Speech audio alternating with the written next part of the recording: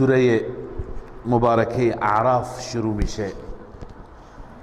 در سوره های هم انعام ربط را اول عرض میکنم. در سوره های انعام و در سوره های مائده، این دو تا سوره ما بیشتر دو موضوع خواندیم: نفی شرک فعلی و نفی شرک اعتقادی. حال در سوره مبارکه اعراف میخوانیم که وقتی که هر انواع شرک نفی شدند، انواع شرک برای شما واضح شدند، حال شما در بیان مسئله، در تبلیغ مسئله هیچ کوتاهی نکنید. این مسئله را به صورت واضح و روشن با تمام توان تبلیغ بکنید و هیچ وقت در دل خودتون حرج و تنگی راه ندهید. فلا یکن فی صدرک حرج منه، در دل شما هیچ حرج و تنگی نباشد در باب تبلیغ این مسئله و شما مردانه شجاعانه این مسئله را تبلیغ بکنید. این یک ربط. و ربط دوم این که ما در سوره انعام دلائل مختلفی خواندیم برای موضوع توحید و رد شرک، نفی شرک، و از دلائل نقلی یک دلیل فقط خواندیم، دلیل تفصیلی از سیدنا ابراهیم علیه السلام، از بقیه انبیا نبود. در سوره مبارکه اعراف دلائل تفصیلی از چندین پیغمبر میخوانیم. پس در واقع این سوره هم به مثابه تتمه و تکمیل برای اون سوره مبارکه است. الله عزوجل آغاز می فرماید با حروف مقطعه: الف لام میم صاد والله اعلم بمراده کتاب انزل الیک. ترکیبش به این صورتی که کتابون خبر مبتدای مقدر است. ای هذا کتابون، هذا مقدره، این کتابی هست که انزل الیک، نازل شده به سوی تو ای پیغمبر من، ای رسول خدا. این انزل الیک در واقع فریضه الهی است، اما تفضلا هم پیغمبر میفرستد خدای عزوجل و هم کتاب نازل میکنند. این فضل الله است. فلا یکن فی صدرک حرج من، این مدعای اولی هست و موضوع سوره هست که در سینه تو، در دل تو هیچ نوع حرجی نباشد، تنگی نباشد در رساندن مسئله. بهادرانه، شجاعانه، با شهامت تمام مطلب را به همگان برسانید. پس فلا یکن فی صدرک حرج در رابطه با چی هست؟ در رابطه با رسوندن مسئله هست. حرج منه، از این مسئله. لتنذر به و ذکر للمؤمنین، این حکمت انزال قرآن مجید هست. قرآن را چرا خدای عزوجل بر پیغمبر خودش نازل فرموده؟ لتنذر به، تا که مردم را بیم بدهی، مردم را بترسانی از آن. و حکمت دوم و ذکر للمؤمنین، برای مؤمنین پندی هست، اندرزی هست، نصیحت و موعظه‌ای هست، تذکری هست. پس مؤمن باید همیشه پند را و موعظه را از قرآن مجید بگیرد. حال این حکمت انزال قرآن بود و فریضه نبوی بود. لتنذر، برای این است ای پیغمبر این قرآن تا شما تبلیغ بکنید، تا شما انذار بکنید. اما وظیفه امت چیه؟ ببین اینجا خدای عزوجل چند تا فریضه ذکر فرموده.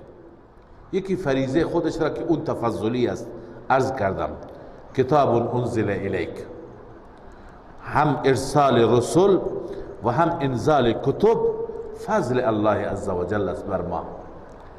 دوم وظیفه پیغمبر لتنذر به و ذکر للمؤمنین فلا یکن فی صدرک حرج، تنگی را به خود راه نده، دلتنگ نباش، شجاعانه مردانه با شهامت تمام بترسان. حال وظیفه من و تو، من و شما امت چیه؟ الله می فرماید اتبعوا ما انزل الیکم من ربکم،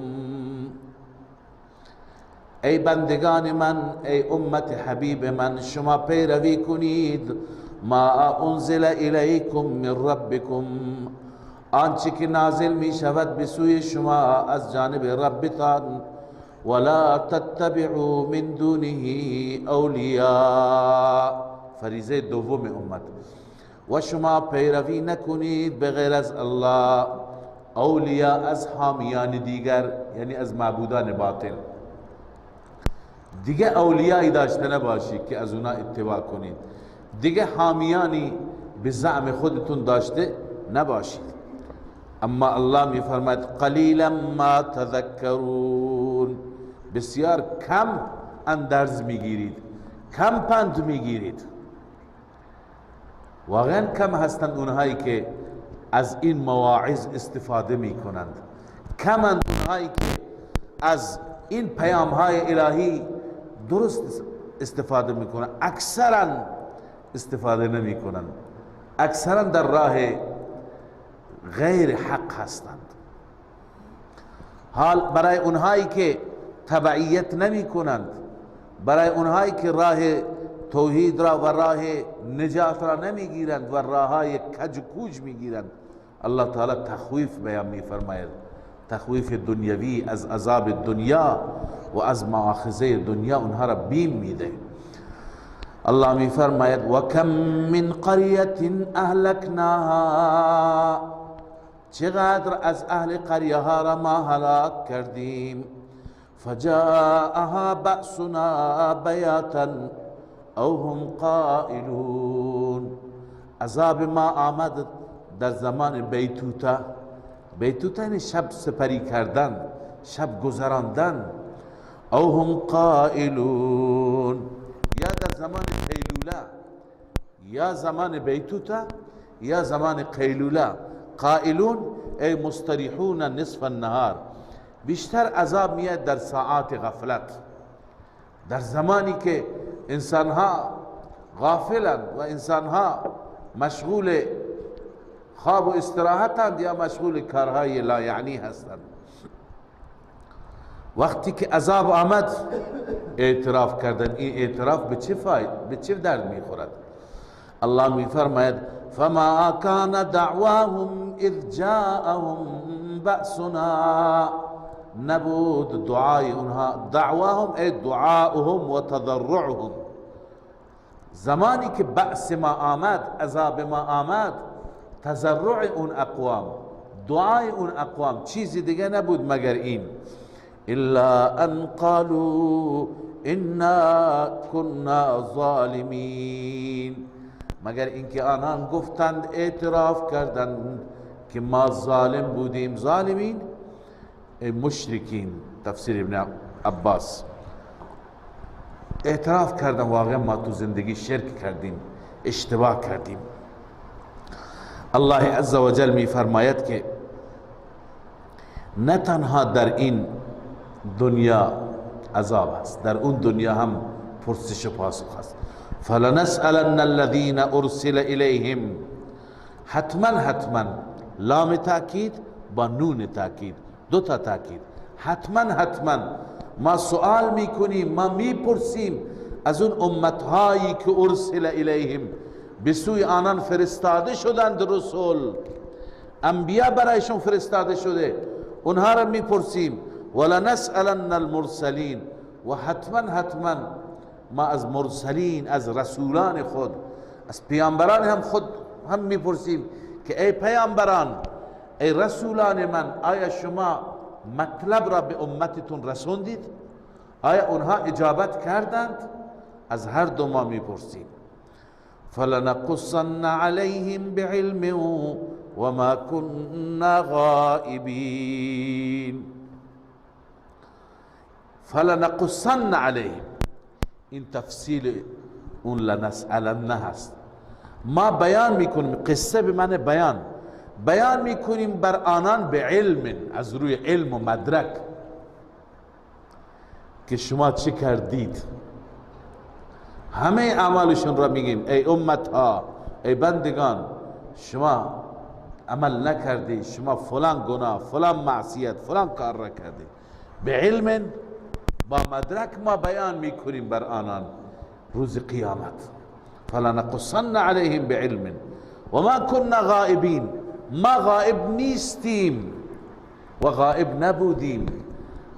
یعنی اون زمانی که شما مشغول اعمالتون بودید، مشغول کارها بودید، هر کاری میکردید، هر گناه و معصیتی میکردید، بد عملی یا عمل خوب، ما غائب نبودیم. ما بعدا برای شما تعریف میکنیم شما چه میکردید.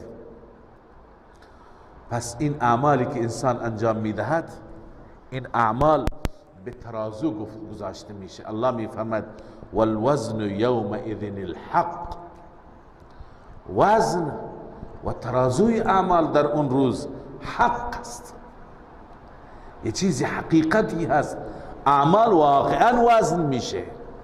اعمال که وزن بشه، هر کسی که پله عملش سنگینتر بشه، اون بخشی که اعمال گذاشته میشه، اون اگر سنگینتر بشه که او رستگاره. فمن ثقلت موازینه فاولئک هم المفلحون. این بشارت، هر کسی که سنگین بشه میزان اعمالش، ترازوی عملش، فاولئک هم المفلحون، این افراد رستگار هستند. و من خفت موازینه فاولئک الذین خسروا انفسهم. تخویف اخروی، هر کسی که خفیف باشد، سبک باشد، موازینه میزان اعمالش، ترازوی عملش، اون پله‌ای که در اون پله اعمال گذاشته میشه، فاولئک الذین خسروا انفسهم، اینها کسانی هستند که در خساره واقع کردن انفسشان را، خودشان را، بما کانوا بآیاتنا یظلمون، به سبب آنچه که اینها نسبت به آیات ما ظلم کردند، یعنی حق تلفی کردند. حال در رابطه با اعمال، وزن اعمال، من یکی دو مطلب عرض میکنم. اون اینه که اینجا خدای عزوجل در رابطه با ترازو بیان فرموده که ما اعمال را وزن میکنیم و بعضی ها که اعمالشون عملی داشته نباشند اونها را الله ظالم میفرماید، در حالی که ما در آیات دیگه داریم که ما بعضی از افراد مثل کفار و مثل مشرکین اعمال اونها را وزن نمی کنیم. فلا نقیم لهم یوم القیامت وزنا. و حتی الله عزوجل می فرماید اعمالشون مثل غباری که پراکنده میشه تو هوا، یعنی بی فایده، هیچ عملی برایشون نمی ماند. درباره اعمال الله می فرماید فجعلناه هباء منثورا. خب اینجا می فرماید وزن میشه، کدوم درسته؟ خدمت شما عرض کنم که از آیات قرآن مجید که همه این آیاتی که درباره وزن اعمال است و وزن و میزان روز قیامت هست، از این آیات ما به این نتیجه می رسیم که اونجا دو نوع ترازو هست. اول ترازوی ایمان است و ترازوی اعتقاد است. این ترازو برای همه هست. کسی که ایمانی داشته اون بخش ایمانش غالب میشه، قوی میشه. خب این بعد از اینکه در مقابل ایمان شرک و کفر ندارد، خب این پذیرفته میشه، از این ترازوی اول رد میشه، به ترازوی دوم، به ترازوی عمل میرسد که چه اندازه این عمل کرده، عمل حسنش بیشتره یا عمل سیئش بیشتره، اونجا دیگه طبق اون اعمال باش رفتار میشه. اما اگر در ترازوی ایمان کم آورد، یعنی اونجا ایمان نداشت، شرک داشت، اعتقاد و باور نداشت، کفر داشت، خب اینجا دیگه نوبت به ترازوی دوم نمیرسه. از همین جا وقتی که کافر و مشرک شد دیگه فلا نقیم لهم یوم القیامت وزنا، اون وزن هست، اون وزن اعمال هست که و اون که میفرمای فجعلناه هباء منثورا، اون هست که اونجا هیچ نوع عرض کنم که عملی برش باقی نمیماند. این یک مسئله. مسئله دومی که اعمال چطور وزن می شود. در روایت ها و در تفاسیر گذشته علما چیزهایی نوشتند. مثلا حضرت عبدالله ابن عباس می فرماید یؤتا بالاعمال الحسنه على صورت حسنه و بالاعمال السیئه على صورت قبیحه. اعمال مجسم می شوند. اعمال انسان چی می شوند؟ مجسم می شوند.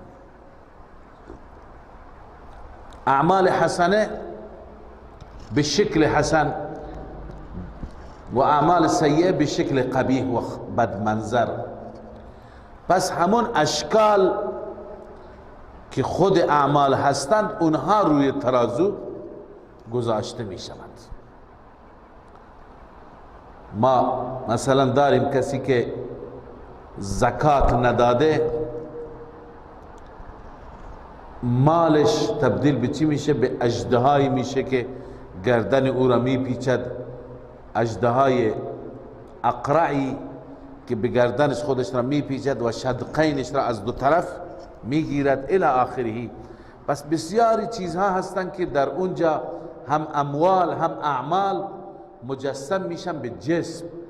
لذا ایشون اعتقاد دارن که اون اجسام که و اون صورتها اونها روی ترازو گذاشته میشه. بعضی میگن نه، اعمال برای هر انسان پرونده‌ای تشکیل شده. اعمال خوب جداگانه نوشته شدند، اعمال بد جداگانه نوشته شدند. این پرونده ها روی ترازو گذاشته میشه. اون کاغذ ها و اون صحفی که اعمال بر اونها نوشته شده، اونها روی چی؟ روی ترازو گذاشته میشن. خب اینها نظراتی هستند که در گذشته علماء بزرگوار ما و مفسرین عظام نوشتن. اما الان ما اعتقاد داریم که امروز نیازی به این بحث ها نیست. با پیشرفت علم و تکنولوژی خود به خود این مسائل حل شده. این مسائل نیازی به بحث نداره. الان هر چی را که مردم وزن میکنند و مردم اندازه‌گیری میکنند لازم نیست که جسمی داشته باشه. مثلا شما حرارت بدنتون را و تب بدنتون را الان علم جدید و پیشرفت جدید همینطور وزن میکنه، اندازه‌گیری میکنه، میگه درجه تب شما به این حد است. یا مثلا دمای هوا را، شما هوا را مگه میبینید؟ هوا مجسمه، قابل رویت است نیست، ولی دمای هوا را الان مردم چیکار میکنن؟ با پیشرفت جدید دارن در واقع اندازه‌گیری میکنن. میگه مثلا دمای هوا 20 درجه هست، 30 درجه هست، 1 درجه زیر صفره. خب اینجا که الان در واقع وزن میکنند، با چه چیزی وزن میکنند؟ الان در همین دنیا آلات جدید باعث شده که اشیاء غیر مجسم اشیایی که جسم ندارند اینها وقتی که وزن می شوند، اینها اندازه‌گیری می شوند، واحدهای اندازه‌گیری وجود دارد، اونجا هم الله عزوجل قادر هستند که واحدهای اندازه‌گیری را برای اعمال انسان تعیین بفرمایند که اون واحدها تشخیص میدن این انسان این مقدار عمل بد انجام داده، این مقدار عمل نیک انجام داده. دیگه این مسائل به نظر ما خود به خود چی هست؟ حل شده هست.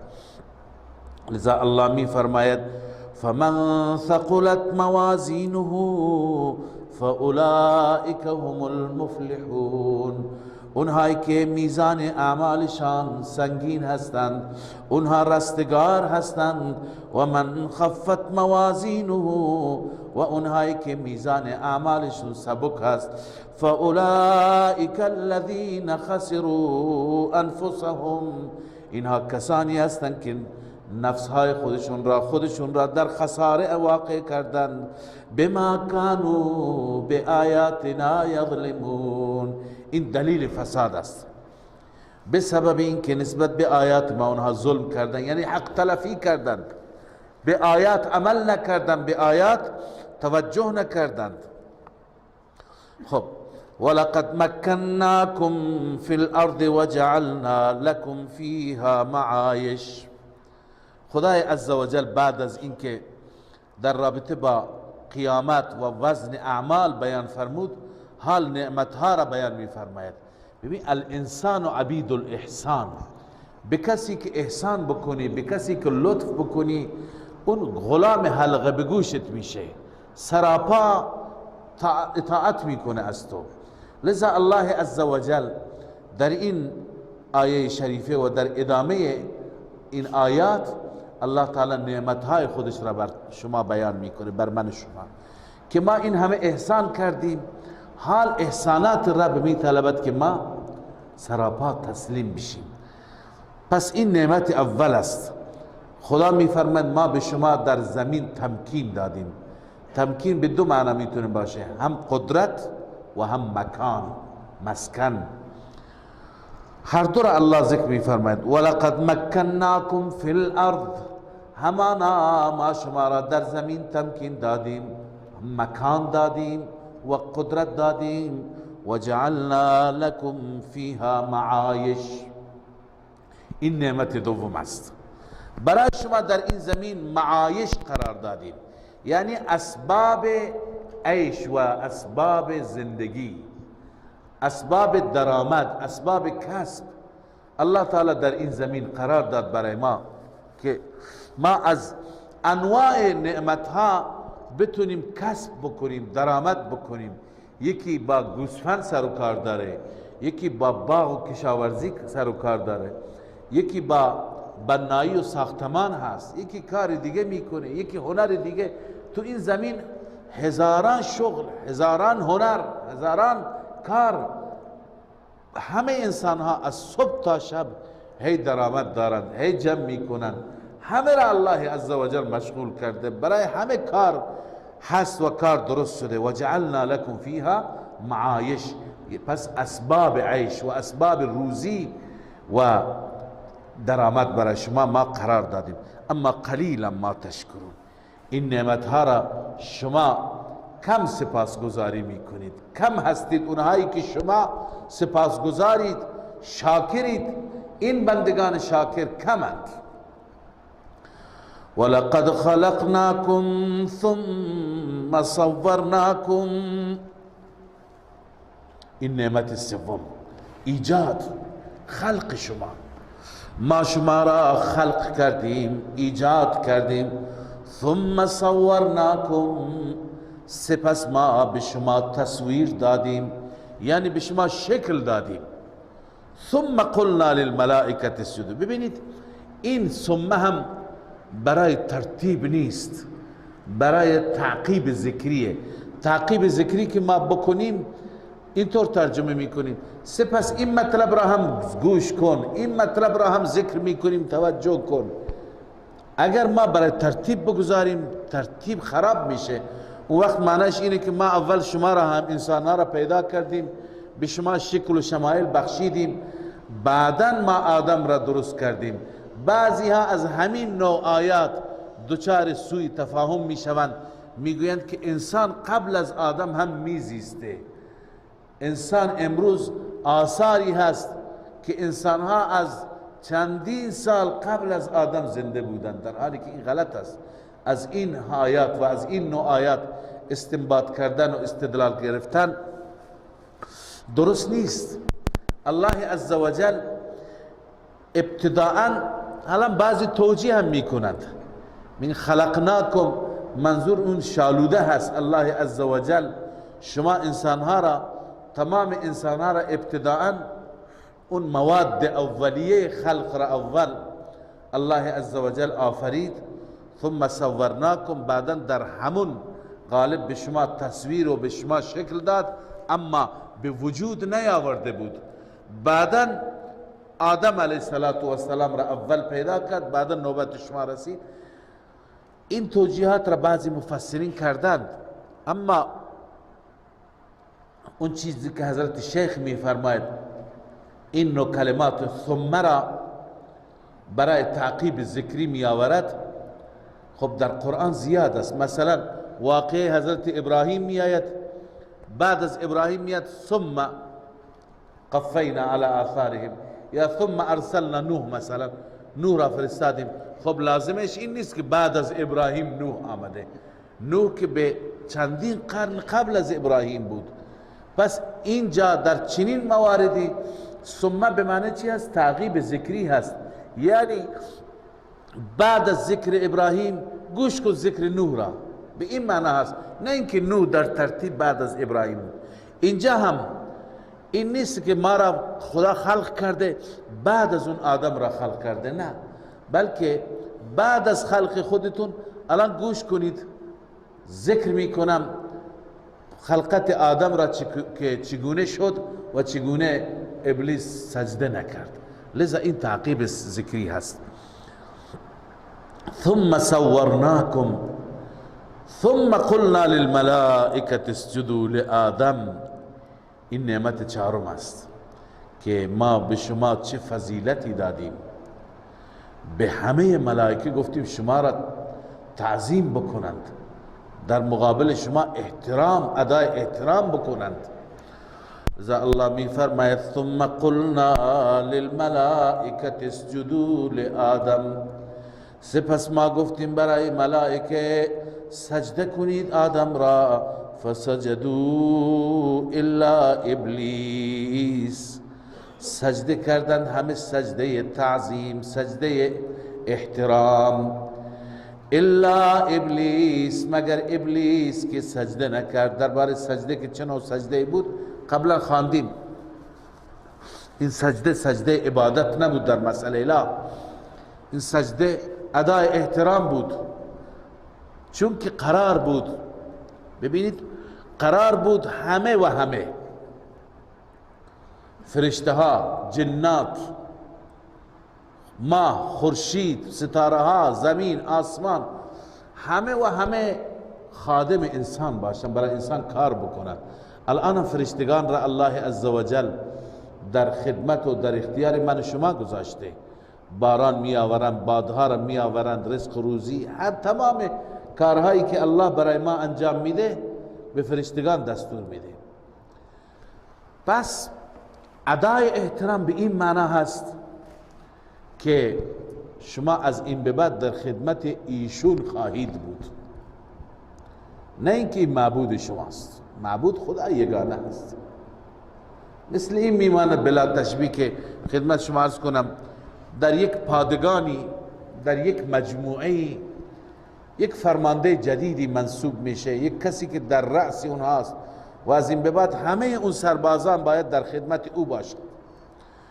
وقتی که این شخص معرفی میشه و برای این شخص جلسه معرفه میگیرند، همه اون زیر دستانی که قرار است کار بکنن براش اول همه ادای احترام میکنن. ادای احترام معنیش اینه که از این به بعد ما در بس در خدمت شما هستیم. پس آدم علیه السلام را وقتی که الله عزوجل خلق کرد، به همه دستور داد، به فرشتگان دستور داد که شما همه تعظیم بکنید، همه سجده بکنید، یعنی ادای احترام بکنید. همه اون ادای احترام را کردند الا ابلیس، مگر ابلیس. خب سوال اینجا پیدا میشه که ابلیس چرا مطرود شد، چرا ملعون شد؟ دستور خدا شامل ابلیس نمیشه. خدای عزوجل به فرشتگان دستور داد، اما در این آیه نه، در این آیه تصریح است. الله می فرماید لم یکن من الساجدین، ابلیس از ساجدین نبود، اما خدا بهش گفت ما منعک الا تسجد اذ امرتک. امرتک یعنی من خدا تو را امر کردم ای ابلیس. ما منعک الا تسجد، چه چیزی مانع شد که سجده کنی؟ سجده نکردی. چرا سجده نکردی؟ من به تو مگه دستور ندادم؟ معلوم میشه که از این آیه شریفه که خدای عزوجل به ابلیس به صورت خاص، به صورت خصوصی دستور داده بود که این ملائکه که سجده میکنن تو هم با اینها سجده بکن. پس ابلیس به خاطر دستور جداگانی که بهش داده شده بود.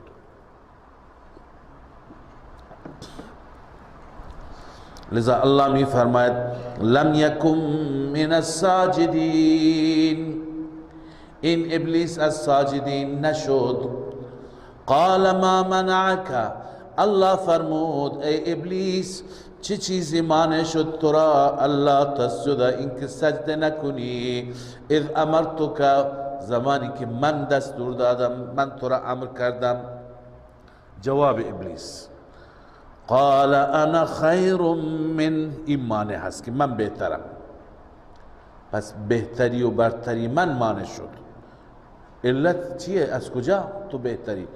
خلقتنی من نار و خلقته من طین، مرا از جوهر نورانی آفریدی یعنی از آتش، و او را از جوهر ظلمانی آفریدی یعنی گل و خاک. و خلقته من طین، و او را از گل آفریدی. عجب، پس تو تکبر داری. الله عزوجل روی تکبر خیلی ناراضی میشه. الله عزوجل بر اثر این کبر، نتیجه این کبر او را چی گفت؟ قال فاهبط منها، پایین بیا، پایین برو از اینجا. منها یعنی از آسمان ها، چون ابلیس مکانش در سماع بود، آسمان ها بود. به دلیل تقرب و به دلیل عبادات زیاد اونجا رفته بود. فما یکون لك ان تتکبر فیها، برای تو سزاوار نیست اینکه تکبر کنی در این آسمان ها. فخرج انک من الصاغرین، خارج شو، بیرون شو، تو از صاغرین هستی، از ذلیل ها. ذلیلین، ذلیلی، پستی، تو بزرگ نیستی که خودت را بزرگ میپنداری، تو پستی. ابلیس وقتی که دید که خدا مرا بیرون کرد، مرا رانده کرد، قال انظرنی الی یوم یبعثون، مرا مهلت بده تا روزی که مردم از قبرها بلند کرده میشوند. منظور این بود که بر من موت نیاد، مردم میمیرند همه، بعد بلند میشن، تا اون روز به من مهلت بده، مرا نکش. اما خدای عزوجل مهلتش داد، نه تا اون روز. قال انک من المنظرین، تو از مهلت داده شدگان هستی. اما در آیات دیگه هست الی یوم الوقت المعلوم، تا اون وقتی که پیش خدا مشخصه، تا اون روز. از این آیه استنباط کردن بعضی از بزرگان، قبلا هم خدمت شما این استنباط را ذکر کردم که اگر کافر دعایی بکند، کافر، مشرک، هر کس دعایی بکند در دنیا و از خدا چیزی در دنیا بخواهد، امکان داره دعایش قبول بشه. یا کار خیری انجام بدهد، امکان داره نتیجه خوب کار خیرش را ببیند. اون که ما میگیم هیچ فایده اعمالشون نداره، اون در آخرت است. در دنیا امکان داره. ببینید شیطان ابا و استکبر و کان من الکافرین، دیگه تکبر کرد و کافر شد. اما با وجودی که کافر شد، دعایش تا یه حدی پذیرفته شد. گرچه در پذیرش دعا حکمت ها هم بود، ولی دعایش پذیرفته شد، دعایش قبول شد. بنابراین گاهی کفار میبینیم که عمل نیکی انجام میدن، گاهی دعایی میخونه، حتی بعضی مناجات دارن با وجودی که مشرکند، دعا میخوانه. امکان داره این دعاها در دنیا برایشون تأثیری داشته باشد. و ما کان الله معذبهم و هم یستغفرون. دیگه خداوند در سوره انفال فرموده خدا اون مشرکین را عذاب نمیده در حالی که اونها استغفار میکنند. پس استغفار مشرک هم برایش مفیده. البته تفسیرهای دیگری هم داره اون آیه که همونجا برسه. خب پس الله تعالی فرمود انک من المنظرین، تو از مهلت داده شدگان هستی. قال فبما اغویتنی لاقعدن لهم صراطك المستقیم. گفت به سبب آنکه مرا گمراه کردی، مرا اغوا کردی یعنی گمراه کردی.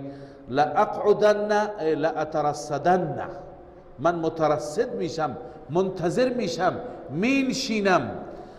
لهم برای بندگان تو، برای بنی آدم، صراطك المستقیم، بر صراط مستقیم تو، بر دین حق میشینم، در این مسیر و در وسط راه میشینم.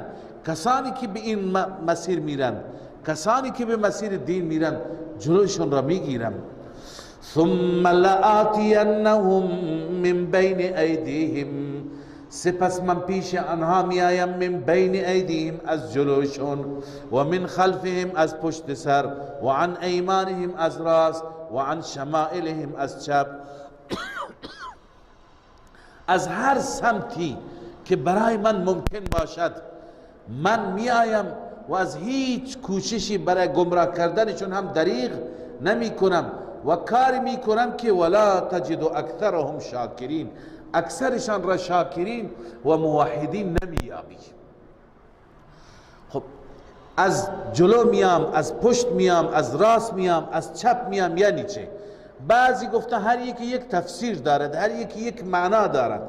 مثلا گفتن که از جلو میام یعنی جلوگیری میکنم از ایمان به آخرت. از جلو میام منظور اینه که بین اونها و بین ایمانشون چی میشم؟ حائل میشم. و من خلفهم منظور اینه که اونها را مشغول میکنم و اونها را منهمک و مستغرق میکنم به دنیا، که به دنیا مشغول بشم. و من خلف تا جلو نرند، به جلو نیندیشن، به آخرت نرسن، فکر نکنند. و عن ایمانهم معنیش اینه که از نیکی ها جلوگیری میکنم، از کارهای خوب جلوشون را میگیرم. و عن شمائلهم منظور اینه که ترغیب به بدی ها میدم. چون اصحاب الیمین کیا هستن؟ همونهایی که همیشه کار نیک انجام میدن. اصحاب الشمال همونهایی که کار بد انجام میدن. پس از راست میام به این معنی که جلوی نیکی ها را میگیرم، جلوی کارهای خوب را میگیرم. از چپ میام به این معنی است که به سوی اعمال بد اونها را چی میکنم؟ تشویق میکنم، گرفتارشون میکنم. پس بعضی این معنی را کردن، یعنی از جلو مربوط به ایمان است، از پشت مربوط به اشتغال و انهماک در دنیاست، راست و چپ هم نیکی و بدی. اما بعضی دیگه گفتن نه، کنایه از گمراه کردن از هر طرف است، از هر سمت و سوی، از هر راهی، از هر طریقی که برای من ممکن باشد من اینها را گمراه میکنم و من نمیگذارم که اینها بر خط مستقیم، بر صراط مستقیم قرار بگیرند. لذا نتیجه این تلاش من این خواهد بود ولا تجد اکثرهم شاکرین، اکثرشان را شاکر و سپاسگزار نمیابی. الله عز و جل شیطان را باز هم رانده کرد و بیرون کرد. قال اخرج منها، بیرون شو از این آسمان. مذءوما مدحورا، مذءوم یعنی مذموم، نکوهیده شده، ملامت شده. مدحور به معنی مطرود، طرد شده. لذا ملامت و طرد شده، برو بیرون.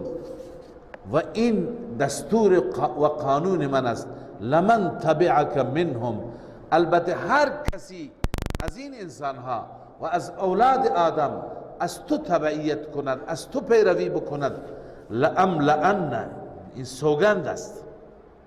لام تاکید که بیاد هم به معنی سوگنده. سوگند میخورم به ذاتم، قسم میخورم که لأملأن، پر میکنم جهنم را از شما اجمعین، همگی، شما جن و انس، شما انسان ها و شیاطین. من لذا شما را به جهنم و به آتش میاندازم. خلاصه ابلیس تهدید خودش را کرد و رفت. حال الله عزوجل خطاب میکنه آدم را. الله میفرماید و یا آدم اسکن انت و زوجک الجنه، ای آدم سکونت کن تو و زوجت و همسرت در بهشت، همینجا زندگی کنید. فکلا من حیث شئتما، شما هر دو بخورید هر جایی که شما میخواهید، از هر میوه‌ای، از هر ثمری که میخواهید. اما ولا تقربا هذه الشجره، نزدیک این درخت فقط نروید. این مبالغه هم است، مبالغه هست، نزدیکش نروید چه برسه به خوردنش.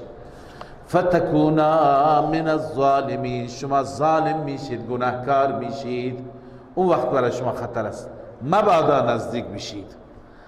بالاخره آدم علیه السلام را الله تعالی دستور تأکیدی دادند، دستور مؤکد دادند. فوسوس لهما الشیطان، شیطان برای اونها وسوسه کرد. چه وسوسه کرد؟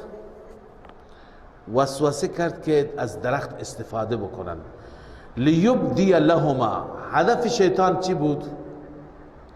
هدف شیطان این نبود که لباسهاشون را در بیاره. اینجا است لیبدی لهما، تا ظاهر بکند برای آنان.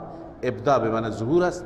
ما ووری عنهما من سوآتهما، اون چی که پوشیده شده از آنان، از شرمگاهایشان، از عورتهایشان، میخواست بلا تشبیه بگم لختشون بکنه، لباسشون را در بیاره، در حالی که شیطان چنین نیتی نداشت.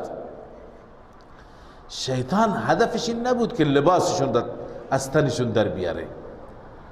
شیطان هدفش فقط نافرمانی بود، تمرد بود بین آدم و بین خدای عزوجل. خدای مهربانی که آدم را فضیلت داد بر شیطان، میخواست بین اینها دوری ایجاد بکنه. ایجاد دوری با چی میشه؟ ما چطور از خدا دور میشیم؟ با معصیت، با گناه. لذا میخواست که اون را مرتکب بکنه به خوردن اون درخت تا دوری ایجاد بشه. پس لیبدیه، این لام تعلیل نیست که بگیم شیطان وسوسه کرد به این علت که میخواست لباسشون در بیاره. نه، این لام عاقبت است. خیلی جاها خواندیم لام عاقبت است که عاقبت این شد، نتیجه این شد. پس واللام فی قوله لیبدی لهما لام العاقبه، این لام چیه؟ عاقبت است. و ذلك لان ابلیس لم یقصد بالوسوسه، تفسیر خازن میگه این به این دلیل است که ابلیس قصد نداشت با وسوسه کردن ظهور عوراتهما، عورتشون را ظاهر بکنن. نه، و انما کان حملهما على المعصیه فقط. ابلیس فقط اون دوتا را بر معصیت و نافرمانی خدا تحریک میکرد. اما فکان عاقبت امرهما ان بدت عوراتهما خازن. اما عاقبت امر اون دو زوجین آدم و حوا این شد که عوراتشون چی شد؟ ظاهر شد. لذا الله می فرماید که فوسوس لهما الشیطان. الان بر اساس لام عاقبت ترجمه می کنم. فوسوس لهما الشیطان، شیطان آن دو را برای آن دو وسوسه کرد در دلشان، وسوسه انداخت. لیبدی لهما ما وری عنهما من سوآتهما، تاکه نتیجه این شد، عاقبت این شد که ظاهر شد برای آنان آنچه که پوشیده شده بود از آنان از عورتهایشان. اما تشریح وسوسه چطور وسوسه کرد؟ وقال ما نهاكما ربكما عن هذه الشجره، گفت که رب شما را منع نکرده از این درخت، الا ان تکونا ملکین او تکونا من الخالدین، مگر اینکه شما بخورید این درخت را دو تا فرشته میشید، او تکونا من الخالدین، یا اینکه میشید اینجا از خالدین، دو نفری که همیشه میمانید، حیات ابدی برای شما ایجاد میشه. پس اگر به توصیه من عمل میکنید این درخت بخورید. و سوگند یاد کرد که من راست میگم، من خیرخواه هستم. و قاسمهما، برای آن دو سوگند یاد کرد که انی لکما لمن الناصحین، من برای شما از ناصحین هستم. ببینید قاسم از باب مفاعله هست. شمایی که در علم صرف خواص ابواب را خواندید که باب مفاعله می طلبد صدور فعل را از طرفین. مثلا میگه معامله، خب در معامله یک نفر دیگه معامل نیست، دو طرف هستن، یکی پول میده یکی جنس میده. پس اینجا قسم خوردن از دو طرف شد، هم آدم قسم خورد هم ابلیس. نه، اینجا عرض کنم خدمت شما که از هر دو طرف سخنی بود. از طرف شیطان سوگند بود، از طرف آدم و حوا چی بود؟ تصدیق و تایید بود. به این خاطر این را تعبیر کرده به باب مفاعله. خب قسم خورد که من ناصح هستم، من خیرخواه شما هستم. فدلاهما بغرور، آن دو را دلالت کرد یا بگیم متمایل کرد، علاقمند کرد به خوردن اون درخت و حریصشان کرد از راه فریب، اونها را فریب داد، گولشون زد. بالاخره اونها درخت را خوردند. آیا این نافرمانی هست؟ این گرچه زلتی هست، لغزشی هست، به خاطر همین زلت و لغزش از بهشت بیرون رانده شد، اما این گناه و معصیتی نیست که ما بگیم آدم گناهکار شد و از این اشتباه بیاییم و برای پیغمبر یا پیغمبران بگیم پیغمبران معصیت میکنن. به چه دلیل؟ چون ما در القرآن یفسر بعضه بعضا، در آیات دیگه داریم الله میفرماد فنسی آدم ولم نجد له عزما، آدم فراموش کرد، عزم و اراده آهنینی نداشت که حتما بخورد، حتما خدا را نافرمانی، پیغمبر خداست، کجا نافرمانی میکند؟ پس فراموش کرد. خب فراموش کسی بکنه گناهکار نیست. شما فراموش میکنید روزه تون را میخورید، روزه شما میشکنه؟ نمیشکنه. پس برای فراموشی گناهکار نمیشه انسان. ولی خب چون که خداوند تأکید کرده بود، باز هم این لغزش به دلیل اینکه انسان یه چیز را اهمیت بده فراموش نمیکنه، فراموش کرد چون اهمیت نداد. لذا الله می فرماید فلما ذاق الشجرة، بدت لهما سوآتهما، زمانی که آن دو چشیدن درخت را، بدت لهما سوآتهما، عورتهایشان ظاهر شد برایشان، و طفقا یخصفان علیهما من ورق الجنه، و هر دو گشتند که می چسباندن بر آن عورتها از برگ بهشت، برگهای درختان بهشت. و ناداهما ربهما، آن دو را ندا کرد پروردگارشان، الم انهکما عن تلکما الشجره، ای آدم و حوا، آیا من شما را باز نداشتم از این درخت؟ و اقول لکما، و من به شما نگفتم ان الشیطان لکما عدو مبین، همانا شیطان برای شما دشمن آشکاری هست. نگفته بودم؟ شما را باز نداشتم؟ هر دو توبه کردند.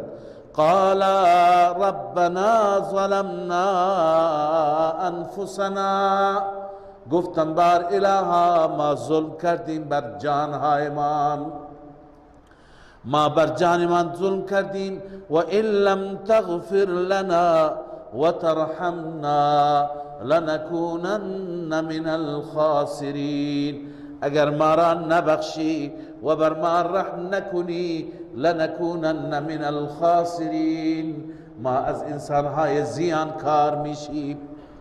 واقعا تو زندگیمون ضرر و زیان میکنیم.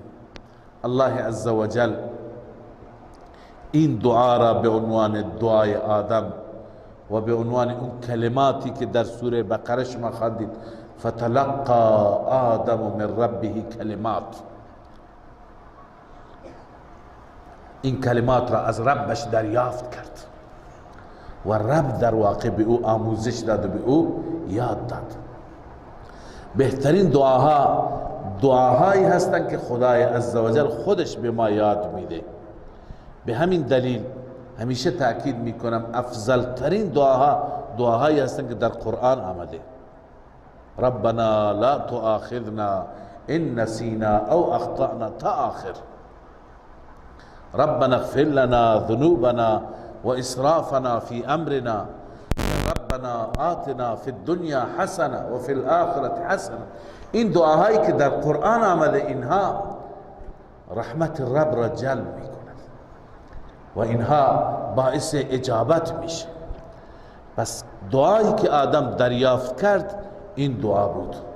اونجا خدمت شما عرض کردم بعضی از افراد که نسبت به شخصیت هایی که دوست دارند و محبت دارند هر یکی یک چیزی درست کرده. بعضی سنی ها میگند که آدم خواند الهی به حق محمد، بعضی شیعه میگن آدم خواند الهی به حق پنجتن پاک. خداوند گفت شما اینها را از کجا میشناسی ای آدم؟ هر یکی گفت ما بر عرش دیدیم این اسما نوشته بودن. متوجه شدم که اینها خیلی شخصیت های بزرگی هستند و امثال اینها تمام ضعیفه، اینها تمام خرافات. این دعا بود ربنا ظلمنا انفسنا، بار الها ما بر نفس و جانهای ما ظلم کردیم و اگر ما را مغفرت نکنی و بر ما رحم نکنی ما از خساره کنندگان و زیانکاران میشیم. خب الله عزوجل بعد از اینکه اونها را بخشید و مغفرت کرد باز هم الله فرمود قال اهبطوا من بعضكم لبعض عدو، فعلا پایین بروید، پایین بمانید، در دنیا بعضیتون دشمن بعضی. ولکم فی الارض مستقر و متاع الی حین، برای شما در زمین جای استقرار است، جای ماندن هست، و متاع اسباب معیشت. متاع به معنی تمتع، بهره‌گیری، استفاده کردن از کالای دنیا تا مدتی و بعد از مدتی مجدد به بارگاه ما حاضر میشید. قال فیها تحیون و فیها تموتون و منها تخرجون. الله فرمود در همین زمین شما زندگی میکنید و در همین زمین میمانید، میمیرید. و منها تخرجون، و از همین زمین در روز بعث بیرون کرده می شوید. لذا از این به بعد مسکن شما، مأوای شما، مدفن شما، محیای شما، ممات شما همه و همه در زمین است. فعلا خبری از بهشت نیست مگر به شرط شیء. بعد از این شرایط، بعد از اجرای دستورات پروردگار. به هر حال آدم علیه السلام برای زندگی کردن به زمین آمد و اینجا زندگی کرد. حال الله تعالی به بنی آدم میگه که لباستون را بپوشید که لباس شما زینته.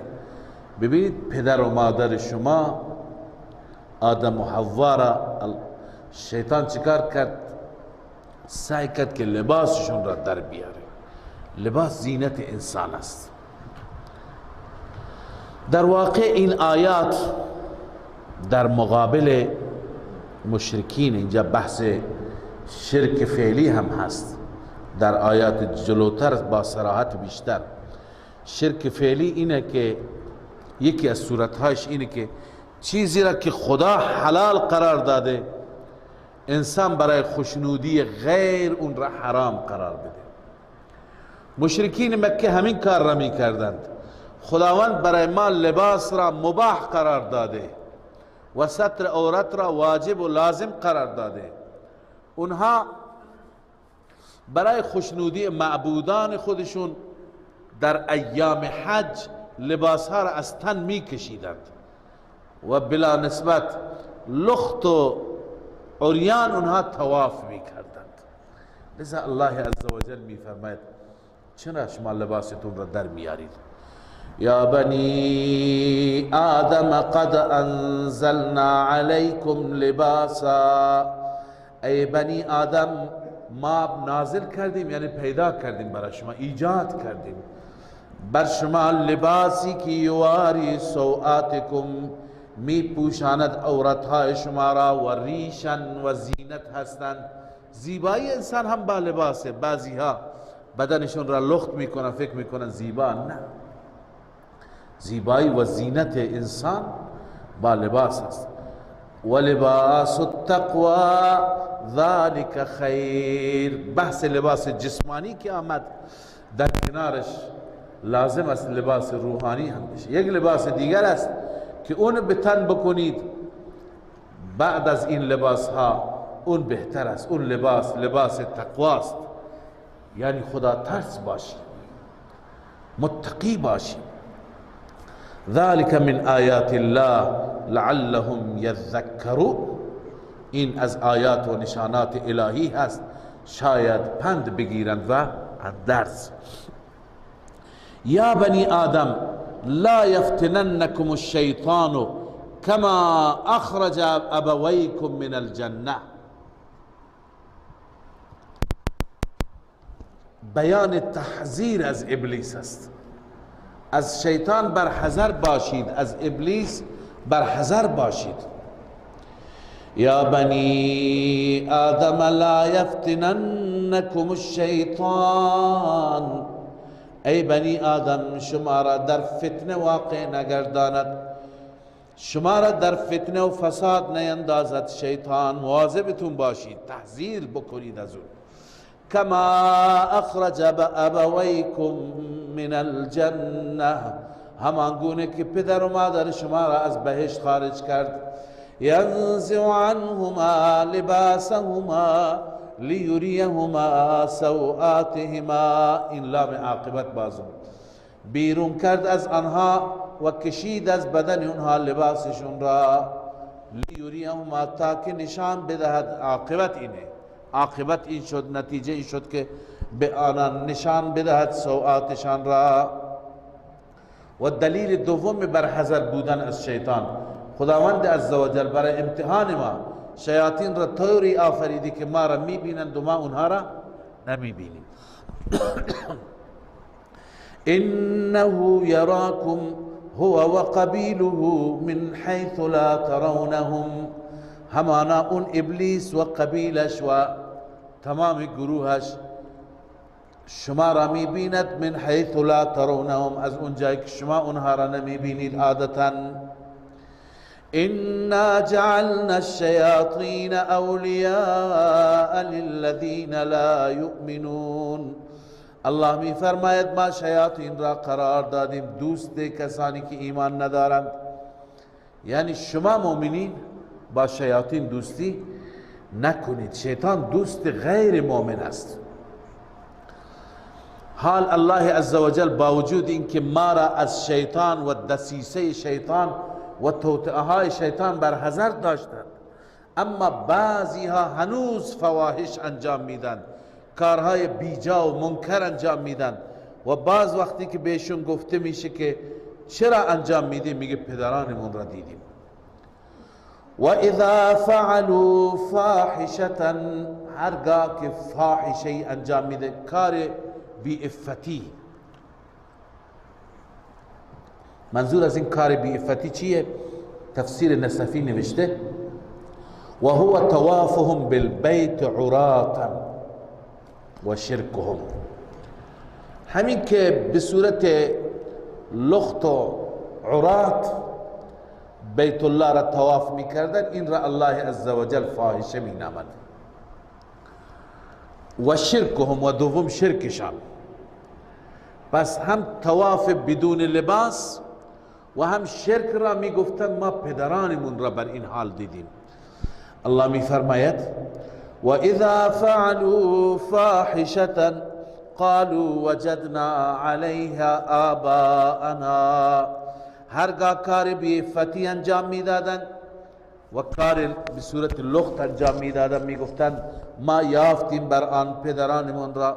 والله امرنا بها، و خدا به ما دستور داده که با لباسی که گناه و معصیت کردیم با اون لباس طواف نکنیم. الله جواب میده قل ان الله لا یأمر بالفحشاء،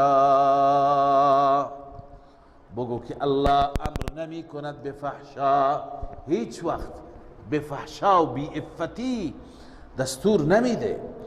اتقولون علی الله ما لا تعلمون، آیا بر خدا میگویید اون چیزی که نمیدانید؟ از روی جهل و نادانی دارید به خدا نسبت میدهید. قل امر ربی بالقسط، به آنان بگو رب من به انصاف دستور میده. بالقسط یعنی به انصاف. انصاف چیه؟ ابن عباس اینجا گفته لا اله الا الله. اگر دنبال دستور خدا هستی، خدا به توحید دستور داده، به لا اله الا الله. ببینید به لا اله الا الله که قسط را تفسیر میکنیم، تفسیر درستیه. اولا به این دلیل که نقل شده از ابن عباس، این تفسیر اجتهادی نیست. دوم وقتی که قیاس میکنیم، خداوند به ظلم عظیم به چی گفته؟ به شرک. پس در مقابل ظلم کیه؟ قسط، انصاف. انصاف هم چی هست؟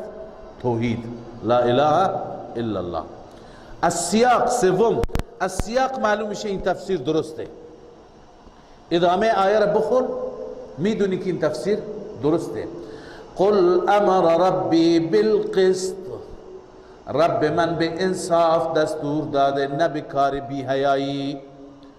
و اقیموا وجوهکم عند کل مسجد، این عطف برگذشت، یعنی رب دستور داده که اقیموا وجوهکم، چهرهایتون را راست کنید، عند کل مسجد، نزد هر مسجد. یعنی در سجده، مسجد به معنی سجده است، یا اینکه مسجد به معنی محل عبادت، اونجا خالصتا برای خدا باشید. و دعوه مخلصین له الدین، و الله را بخوانید خالصتا برای او قرار بدهید دعا را. دین ای الدعا، و دعوه فقط از خدا بخواهید، از غیر خدا حاجت نطلبید، فریاد نزنید. و این را هم بدانید کما بدأکم تعودون، همان گونه که ابتداء شما را آفرید الله عزوجل، تعودون شما بر میگردید، شما رجوع میکنید به قیامت. فریقا هدا و فریقا حق علیهم الضلاله، گروهی از اینها بر هدایت شده و گروه دیگر ضلالت بر اونها نوشته شده و ثبت شده. ای لزمتهم فلا یخرجون عنها، ضلالت اونها را لازم شده، از ضلالت به هیچ وجه خارج نمی شوند.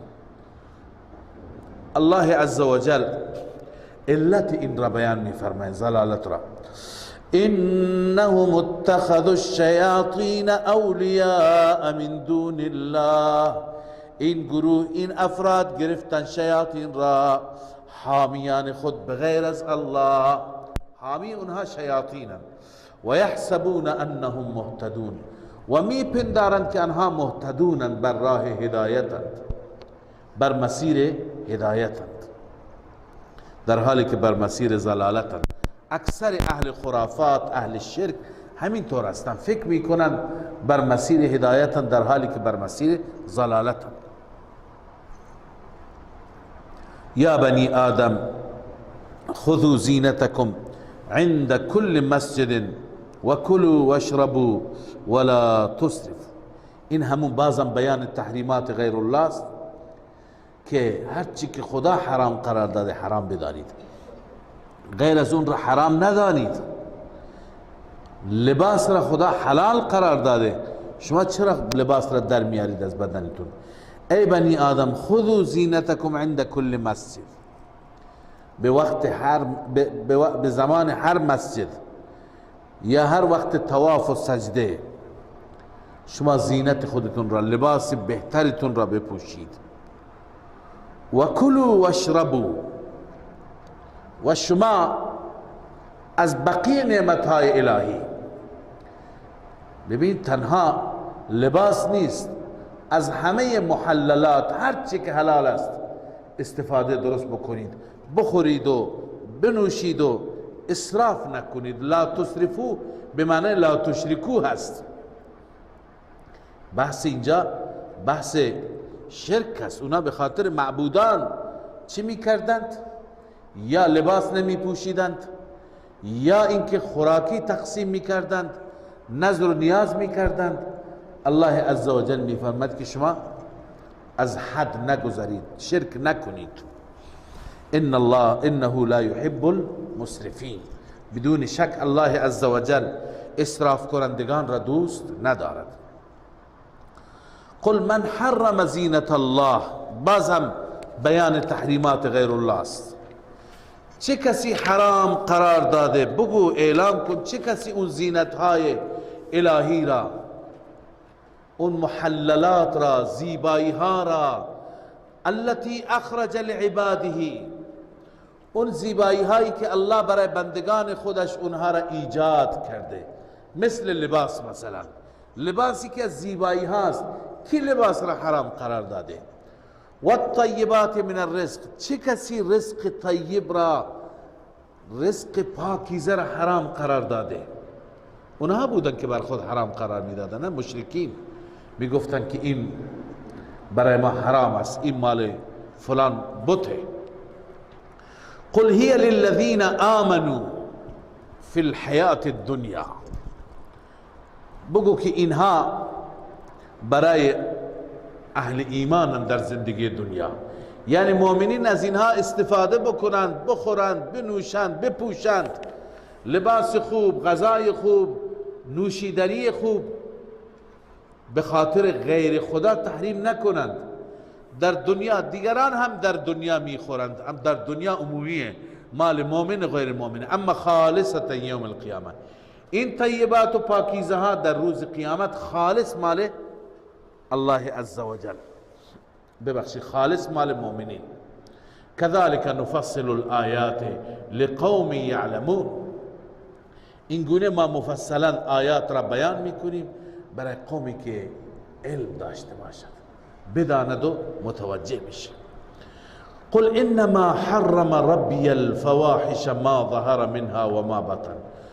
تا اینجا تحریمات غیر الله بود، الان تحریمات الهی، اونی که برات حرام اینها هستند، از اینها بپرهیز، از اینها دوری کن، از گناهان، از معاصی، نه از طیبات. نه از لباس که اینها باعث زینت انسانند. لذا الله عز وجل می فرماید قل انما حرم ربی الفواحش، جزی نیست که حرام قرار داده رب من کارهای بی حیایی را، و ما ظهر منها و ما ظهر منها و ما بطن، از کارهای فواحش و بی حیایی، چه اونی که ظاهر بشه چه اونی که مخفی بشه. یعنی فواحش همه مذمومن، چه علنیش چه مخفیانهش. والاثم، و هر گناه را الله عز وجل چی قرار داده؟ حرام قرار داده. والبغی بغیر الحق، این خاص تخصیص بعد از تعمیم. اسم گناه شامل همه میشه، اما خاصتا ظلم کردن به ناحق. و ظلم اما بزرگترین ظلم. و ان تشرکوا بالله ما لم ينزل به سلطانا، و اینکه شریک بگیرید به الله آن معبودانی که الله به معبودیت اونها هیچ نوع سلطانی و هیچ نوع دلیلی نازل نکرده. و ان تقولوا علی الله ما لا تعلمون، و اینکه بگویید بر خدای عزوجل چیزی که نمیدانید. از خود چیزی گفتن، این هست ظلم و این هست گناه. ولی کل امت اجل، جواب سوال هست. سوال اینجا که وقتی که این گناهان گناهند، اینها فسادند، خب چرا خدای عزوجل مؤاخذه نمیکنه اینهایی که مرتکب میشوند؟ الله میفرماید ولی کل امت اجل، برای هر گروهی، برای هر امتی میعادی هست، اجلی هست، زمانی هست. فاذا جاء اجلهم لا يستأخرون ساعة ولا يستقدمون. زمانی که اجل بیاید، اینجا جزا مقدره، عذبوا. اجل که بیاید، زمان عذاب بیاید، عذبوا، اونها چی؟ عذاب داده میشه، اون وقت عذابشون هست. لا یستأخرون ساعتا، یک لحظه از اون زمان نه تقدیم میشه ولا نه تأخیر میشه و نه تقدیم میشه، نه جلو میشه نه پس میشه. صدق الله العظیم. بقیه بعد از زنگ تفسیر. اعوذ بالله من الشیطان الرجیم. بسم الله الرحمن الرحیم. يا بني آدم إما يأتينكم رسل منكم يقصون عليكم آياتي فمن اتقى وأصلح فلا خوف عليهم ولا هم يحزنون. صدق الله العظيم. در آیات گذشته بحث ابلیس بود و تمرد ابلیس، ابای ابلیس از سجده آدم و اولین لغزش آدم به سبب اغواء ابلیس و اغواء شیطان. و بعد از اون واقعه خطاب به بنی آدم بود که مواظب باشید، این شیطان این سوگند را یاد کرده، این سوگند را خورده و با این سوگند شما را در فتنه و در فساد و در ابتلا واقع نکند. لذا سوگندهایی که ضلالتهایی که ابلیس دارد متفاوتند. هم در عقاید هست، عقیده انسان را، ایمان انسان را سست می کند، گاهی انسان را مرتکب شرک فعلی می کند، حلال خدا را حرام می کند، حرام خدا را حلال می کند، مثل همین لباس پوشیدن یکی از محللات هست، اما انسانها را وادار میکرد و برای انسانها توجیهاتی و وساوسی القا میکرد که با اون وساوس انسان حلال را و طیب را حرام بداند. حال الله عزوجل در مقابل مکر ابلیس و در مقابل توطئه ابلیس به ما تذکر میده که شما راه انبیا را بگیرید، راه پیامبران را داشته باشید. یا بنی آدم اما یأتینکم رسل منکم یقصون علیکم آیاتی، ای بنی آدم اگر آمدن پیش شما رسل منکم یعنی من جنسکم، پیامبرانی که از جنس شما بودن. معلوم میشه که پیامبر هیچ وقت غیر از جنس نمیاد، هیچ وقت از جن و از فرشته نمیاد. یقصون علیکم آیاتی، این فریضه رسول است. رسول می آیند و بیان میکنند برای شما آیات من را. وقتی که آمدند و بیان کردند خدای عزوجل از ما دو چیز میخواهد، یکی اعتقاد، یکی عمل. اعتقاد خوب، عمل خوب.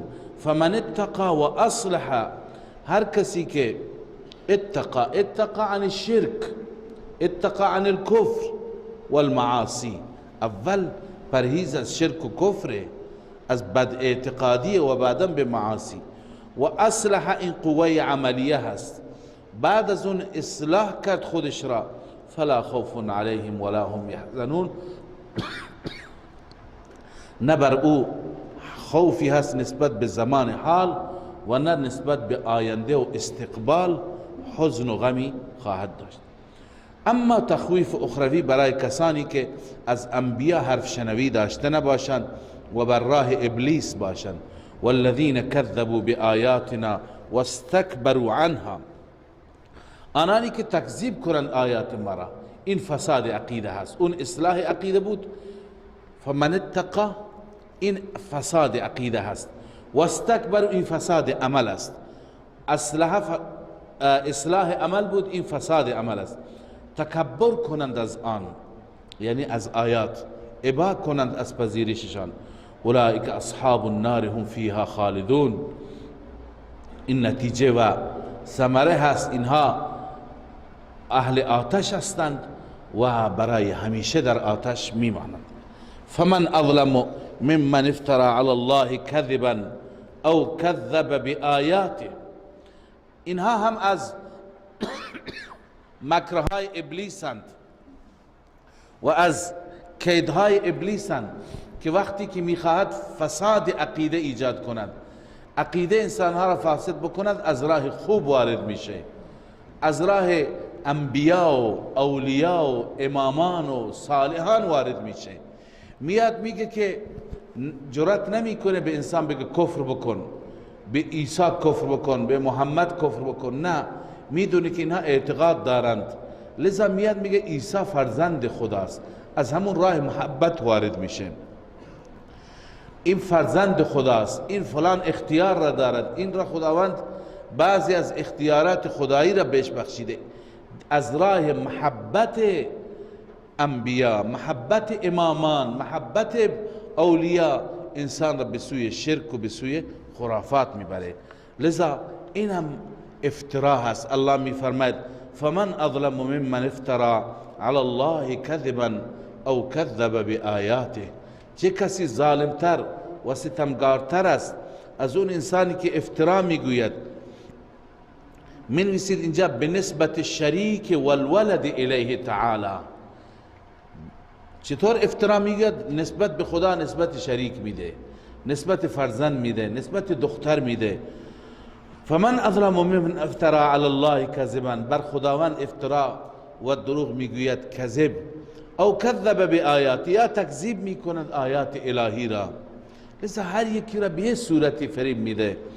الله میفرماید اولئک ینالهم نصیبهم من الکتاب، این افراد، این گروه ها حاصل میکنند نصیب خودشان را، سهم خودشان را از کتاب در دنیا. یعنی هرچی که برایشون مقدر شده، هرچی که در کتاب برایشون نوشته شده از رزق، روزی، مال، عمر، سلامتی، هرچی باشد در دنیا برایشون میرسد. اما وقتی که بخواد بمیرد، حتی اذا جاءتهم رسلنا یتوفونهم، این تخویف اخروی است، حتی زمانی که می آید پیش اونها، پیش همین نوع افراد، فرستادگان ما، تا که اونها را وفات بده، یعنی اونها را روحشون را قبض بکنند. ببینید خداوند به فرشتگان موت میفرماید رسول، صیغه جمع. قبلا همین مطلب را تاکید کردم که معلوم میشه که رسول زیاد هستند، فرشتگان موت.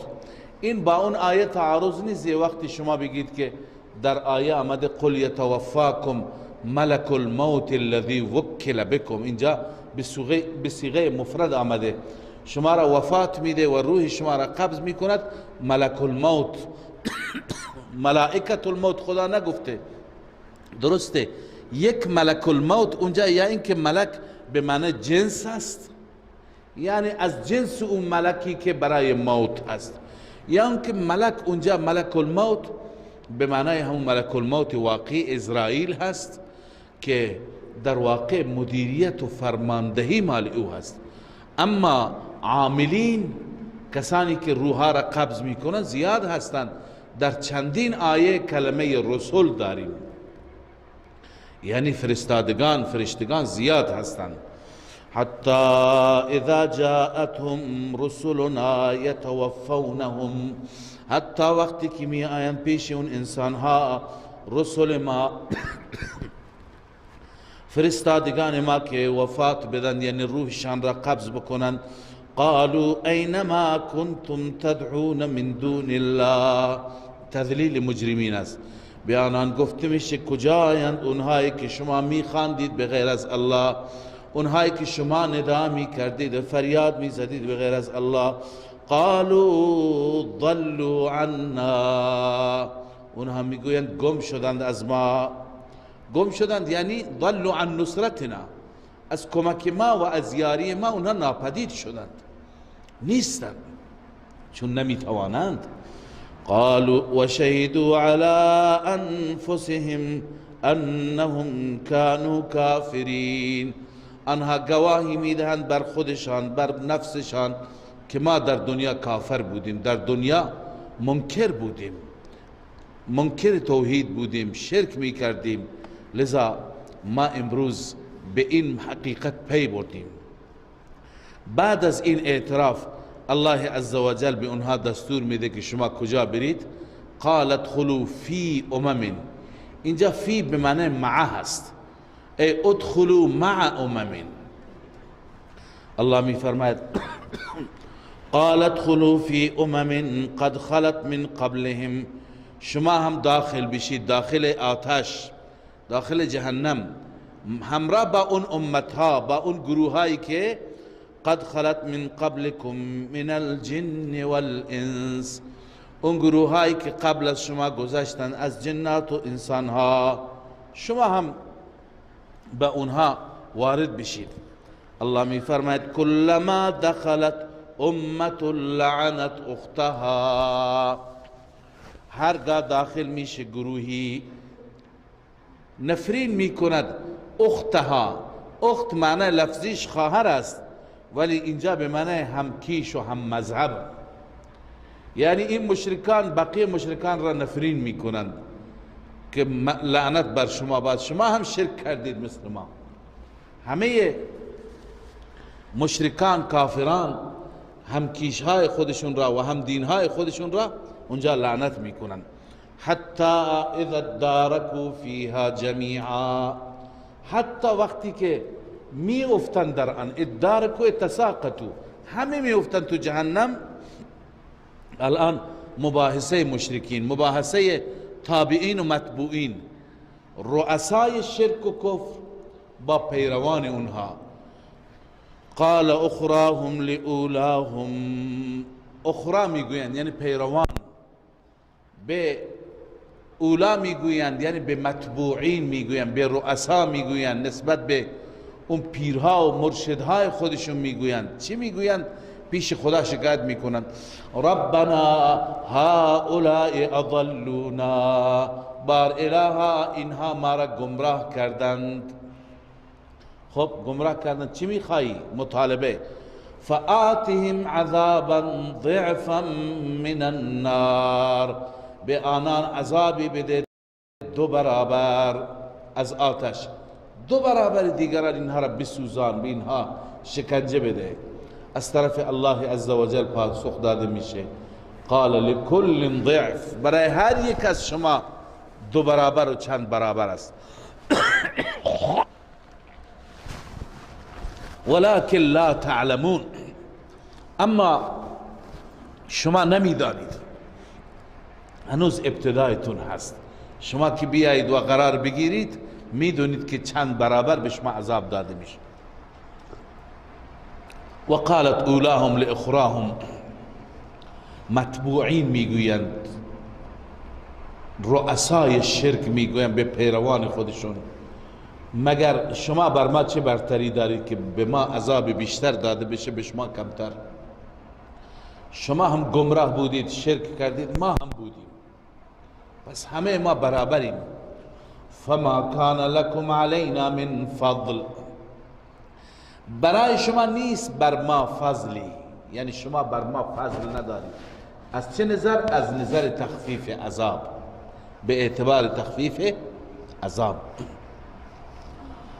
فذوقوا العذاب بما کنتم تکسبون، بچشید عذاب را، همین عذابی که الان در آن واقع هستید به سبب آنچه که کسب می کردید، اعمال مشرکانه را در دنیا، اعمال مشرکانه انجام دادید، الان بچشید، تحمل کنید.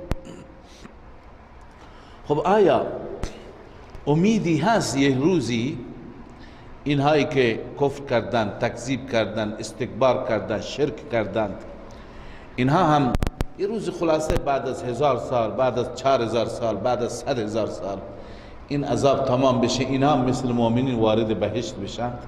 چون ما در مؤمنین داریم، درباره مؤمن کسی که ایمان و توحید دارد که امکان داره به جهنم بره، به کیفر اعمالش برسه، اما عاقبت الامر، نتیجت الامر نجات پیدا می کند. الله درباره کفار می فرماید ان الذين كذبوا بآیاتنا واستكبروا عنها، بدون شک کسانی که تکذیب کردند آیات ما را و تکبر کردند از اون آیات. ببینید آیات کدوم آیات هستند؟ امکان داره خیلی چیزها را بعضی از مسلمان ها انکار بکنند، قبول نکنند، چون مثلا توی حدیث ضعیفی آمده دیگه من این آقا قبول ندارم، من اینا باور ندارم. خب هر چی که در شریعت هست مراد نیست، بلکه منظور از آیات اون آیاتی که آیات قطعی الله که دلالت بر اصول دین می کنند. آیات قطعی که دلالت بر چی می کنند؟ مثلا آیاتی که در رابطه با توحید، درباره رسالت رسول الله، درباره قیامت. الان کسی قیامت را قبول نکند، رسالت را قبول نکند، توحید را قبول نکند، اینها مرادن. ای الدال علی اصول الدین. و همچنین احکام شرع، مثلا آیه که دلالت میکنه بر نماز، بگه من نماز قبول ندارم، ذکری ها مثلا نماز قبول ندارن، نه. آیه‌ای که دلالت بر حج میکنه، بر صیام میکنه، کل ادله الداله علی وجود الصانع، نمونه آیات، آیاتی که بر وجود خالق و صانع دلالت میکنند و وحدته، بر توحید او دلالت میکنند، و الداله علی النبوة والمعاد و نحو ذلك. اینهایی که تکذیب کردن این آیات را، یعنی مشرکان، این حواله روح المانی بود. ببین خازن چی گفته، یعنی کذبوا بدلائل التوحید، ان الذين كذبوا بآیاتنا مشرکین خود خدا را منکر نبودند، دلائل توحید را و یگانگی خدا را منکر بودند. پس کذبوا بدلائل التوحید فلم یصدقوا بها ولم یتبعوا رسلنا، آیات توحید را قبول نکردند، از رسول ما اتباع نکردند. لذا الله می فرماید ان الذين كذبوا بآیاتنا، بدون شک آنانی که آیات ما را تکذیب کردند، و استکبروا عنها، و از آیات ما ابا کردند، انکار و استکبار کردند، لا تفتح لهم ابواب السماء، اول درهای آسمان ها برای اونها باز نمیشه. درهای آسمان ها باز نمیشه یعنی چه؟ ببین یه حدیثی که برای شما بخونم شما از اونجا میفهمید درهای آسمان ها باز نمیشه یعنی چه. در حدیث شریف می آید وقتی که یک انسان صالحی فوت می کند، این انسان صالح توسط فرشتگان به سوی آسمان برده میشه و آسمان ها اونجا در آسمان ها در میزنن فرشتگان، میگویند کیه؟ میگویند که روح فلان ابن فلان هست. خب فرشتگان از روی اعمال نامه میشناسند. فرشتگان وقتی که میبینه انسان صالحی هست به او تبریک میگویند، مرحبا میگویند، خوش آمدگویی دارند و درها را برش باز میکنند، استقبال میکنند. همچنین درهای آسمان برای اعمال انسان صالح هم باز است. اعمال هم به آسمان میروند، اعمال انسان به آسمان ها میروند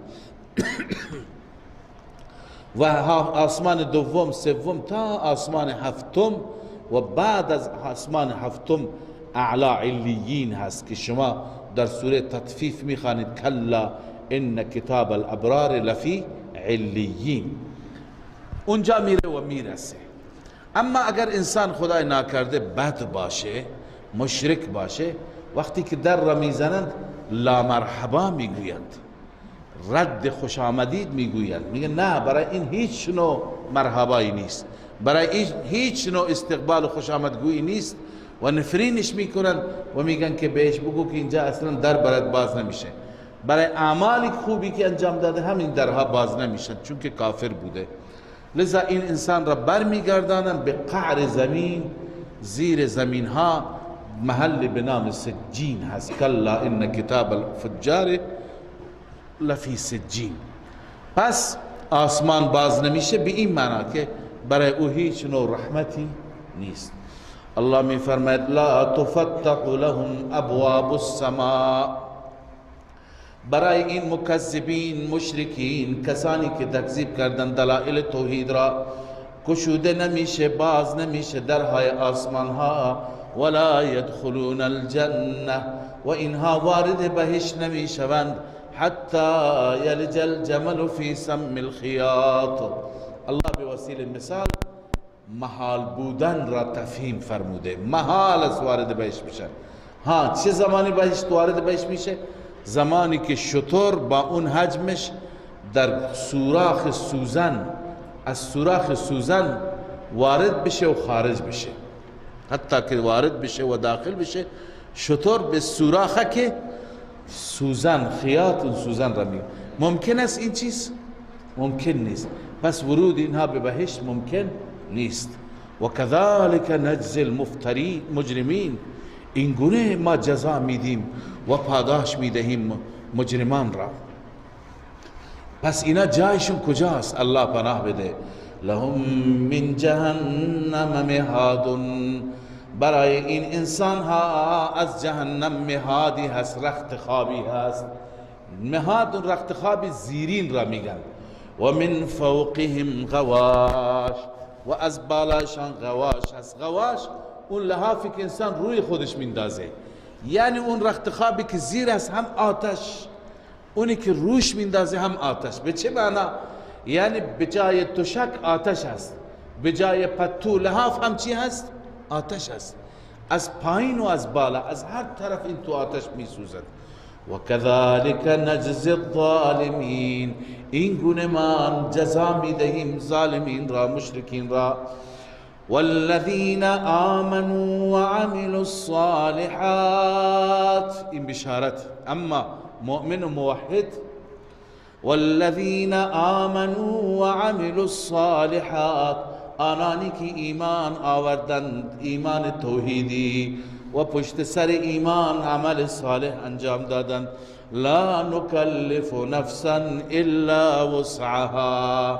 این جمله معترضه. شما یه وقتی دست پاچه بشی که چقدر خدا از من عمل میخواد، الله میفرماید ما هیچ نفسی را مکلف نمی کنیم مگر به اندازه وسع و توانش،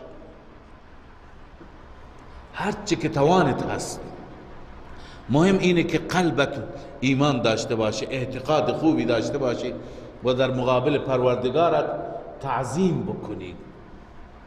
الله می فرماید اولئک اصحاب الجنه، این افراد بهشتیانند، هم فیها خالدون، اینها همواره در اون بهشت همیشه میمانند.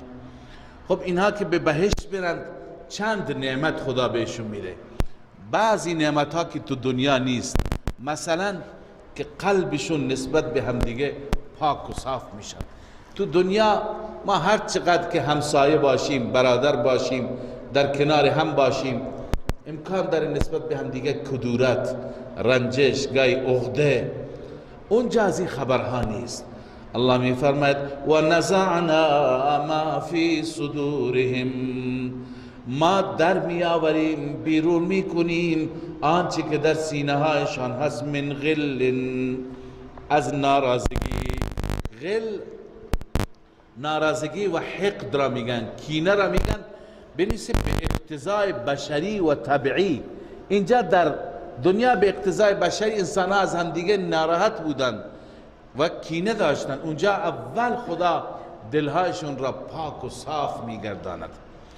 تجری من تحتهم الانهار، از زیر درختان و قصرهایشان نهرها جاری هست. خب پس در نعمت هم معنوی و در نعمت مادی هیچ نوع کدورت و رنجشی هم ندارند و نعمتهای مادی هم فراوان.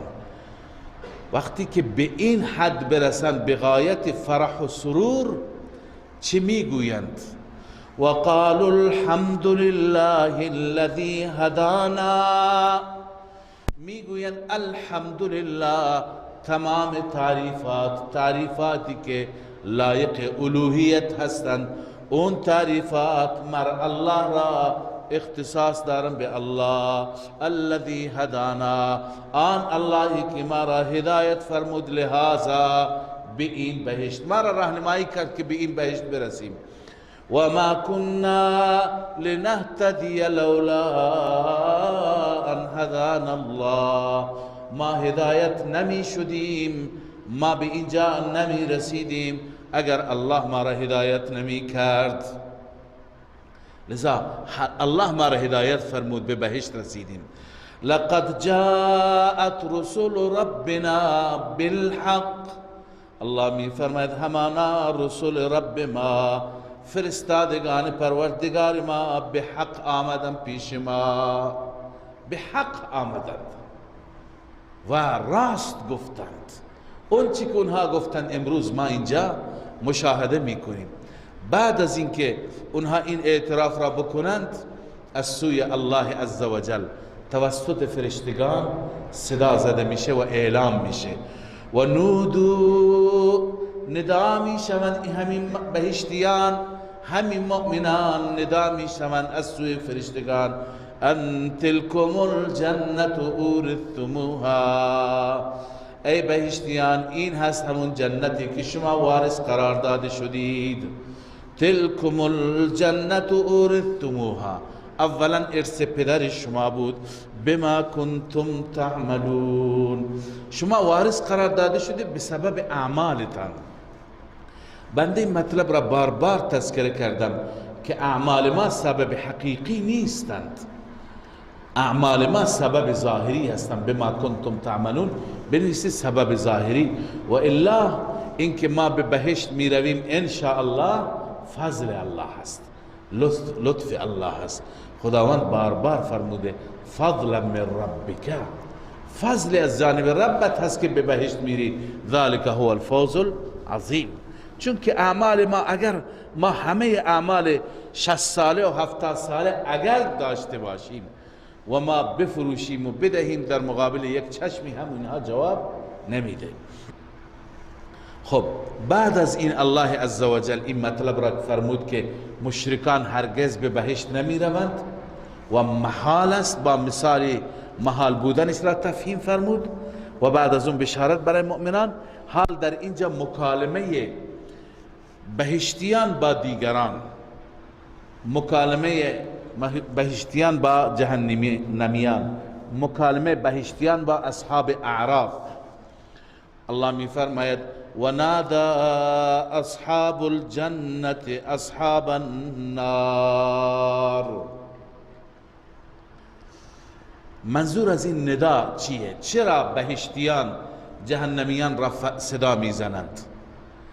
به دلیل اینکه میخوان نشون بدن و وانمود کنن که ما به اون سعادت کامل رسیدیم. این نوع افتخار و غرور و خوشحالی است.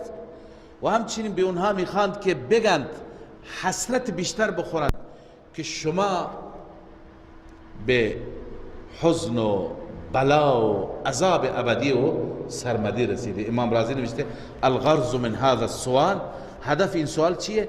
اظهار انه وصل الى السعادات الكامله، ما به سعادت های کامل رسیدیم.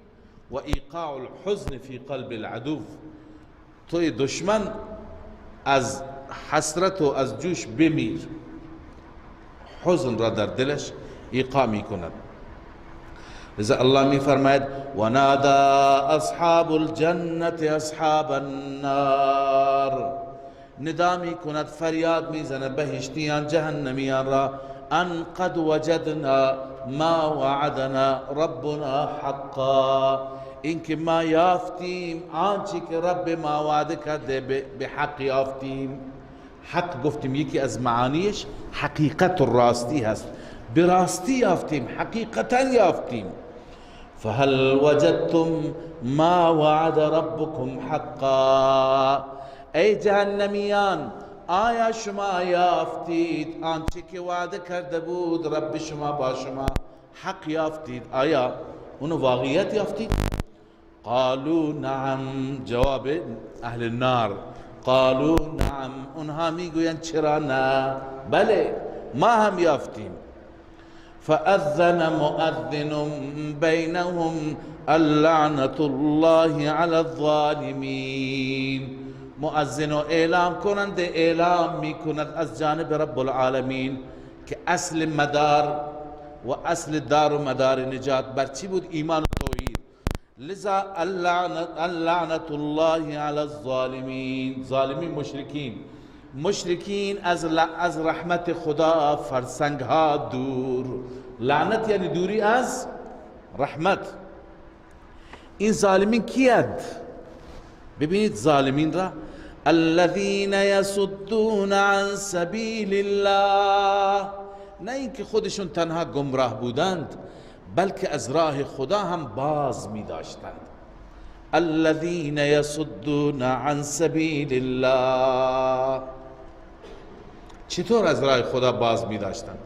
ببینید این صد عن سبیل الله اگر شما روش فکر بکنید خیلی وسیع است، اما بزرگترین صد عن سبیل الله یکی هست که انسانها را از نماز جلوگیری میکنه، یکی هست که از تقوا جلوگیری میکنه، یکی هست که از تبلیغ جلوگیری میکنه، یکی جلوی تعلیم را میگیرد. اما بزرگترین صد القاء شبهات است، ایجاد شبهات است تا انسان را از یکتا پرستی جلوگیری بکند، انسان را از توحید جلوگیری بکند، انسان را به شرک و خرافات گرفتار بکند. اینهایی که شب و روز از شبکه‌های ماهواره‌ای تبلیغ میکنند برای خرافات، اینهایی که کتاب مینویسند و در رسانه ها تبلیغات دارند، در مردم القا میکنند شبهات را. انسان نسبت به قرآن، نسبت به توحید، نسبت به راه دین و راه اسلام و نسبت به طریق حق انسان دچار تزلزل و تذبذب بشه. اینها هستند کسانی که جلوگیری میکنن، و الا غیر از اینها هم زیاده. مثلا عرض کنم خدمت شما، کوچکترش اون CD فروش هم جلوگیری میکنه، اون که مشروب میفروشه اونم جلوگیری میکنه. چرا؟ اون اشاعه فساد میکنه، اشاعه منکر میکنه، این بیشتر به سوی گناه انسان را میبره. اینا مراتب، سلسله مراتب مختلفی داره، همه اینها جلوگیری میکنن. اما گنده ترش همونه که عرض کردم که جلوی مردم را از دین و از توحید میگیره. یمنعون الناس عن دین الله تعالی بالنهی و ادخال الشبه فی دلائله، اونی که مردم را از دین من میکند و شبهات در دلائل القا میکند، در دلائل ایجاد میکند. لذا الله میفرماید الذین یصدون عن سبیل الله، آنهایی هستند که باز می‌دارند از راه الله، و یبغونها عوجا. این قرینه تنها بحث عمل نیست، بحث فساد عقیده هست. و میطلبند در آن راه الله کجیرا، میخواهند که کجی ایجاد کنند، میخواهند انحراف درست کنند. و سوم، وصف سومشان و هم بالآخرة کافرون، آنها نسبت به آخرت منکرند، کافرند، آخرت را باور ندارند. وصف سومشان. خب پس اینها وارد جهنم میشن. و بینهما حجاب، بین این بهشتی ها و بین اون جهنمی ها حجاب است، حائل است، دیواره بزرگ هست. و علی الاعراف رجال، بر اعراف رجال. بحث اعراف نبود، اعراف کجاست؟ ببینید اکثر علما بر همین عقیده هستند که اعراف همین دیواره که اینجا یاد شد، حجابی که یاد شد، بخش بالای این اعراف نام دارد، اون قسمت بالاییش، الذي علیه الاکثر، اون دیدگاهی که اکثر بر اون هستند، اینه که ان المراد من الاعراف اعالی ذلك السور، مراد از اعراف اون قله همین چیه، این دیواره، قسمت بالای این دیواره، ذلك السور المضروب بین الجنة والنار، همین دیواری که بین بهشت و جهنم زده شده. و هذا قول ابن عباس، تفسیر کبیر. پس بر اون اعراف مردانی هستند، اونها اشراف دارن، بهشتی ها را هم میبینند، جهنمی ها را هم میبینند. و علی الاعراف رجال یعرفون کلا بسیماهم، مردانی هستند که میشناسند همه را با سیمایشان، با سیمای ظاهری و با چهره میشناسند، میدانند که این متنعم بهشتیه، میدانند که این چهرهش کبود، این جهنمیه. و نادوا اصحاب الجنه، این اعرافی ها ندا میکنن بهشتیان را و بالنسبت بهشتیان تعظیم میکنن، ادای احترام میکنن. چی میگن؟ ان سلام علیکم، ای اهل بهشت سلام بر شما، همیشه در اینجاست، با سلامت بمانید. آیا خودشون بهشت رفتن؟ نه.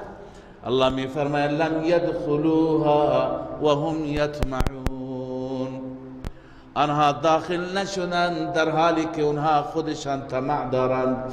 و اذا صرفت ابصارهم تلقاء اصحاب النار، الله میفرماید وقتی که برگردانده میشوند، این صیغه مجهول است، شما میدونید که اینجا فاعل ذکر نشده، خداوند روی اونها را بر میگردند، خودشون رویشون را بر نمیگردند.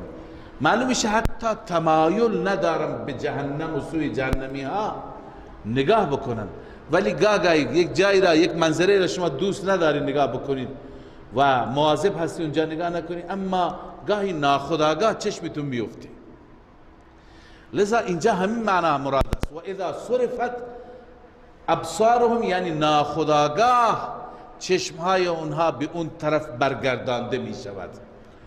تلقاء اصحاب النار، به طرف اصحاب نار زود چهره را برمیگردانند و این دعا و این مناجات را میکنند.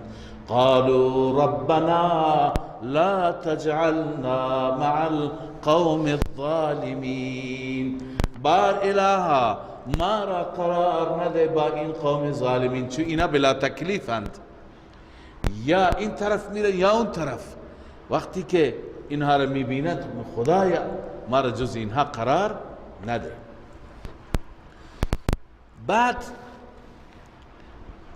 بعد از اینکه این دعا را میکنند، این مناجات را میکنند، بعضی از جهنمی ها را میشناسند.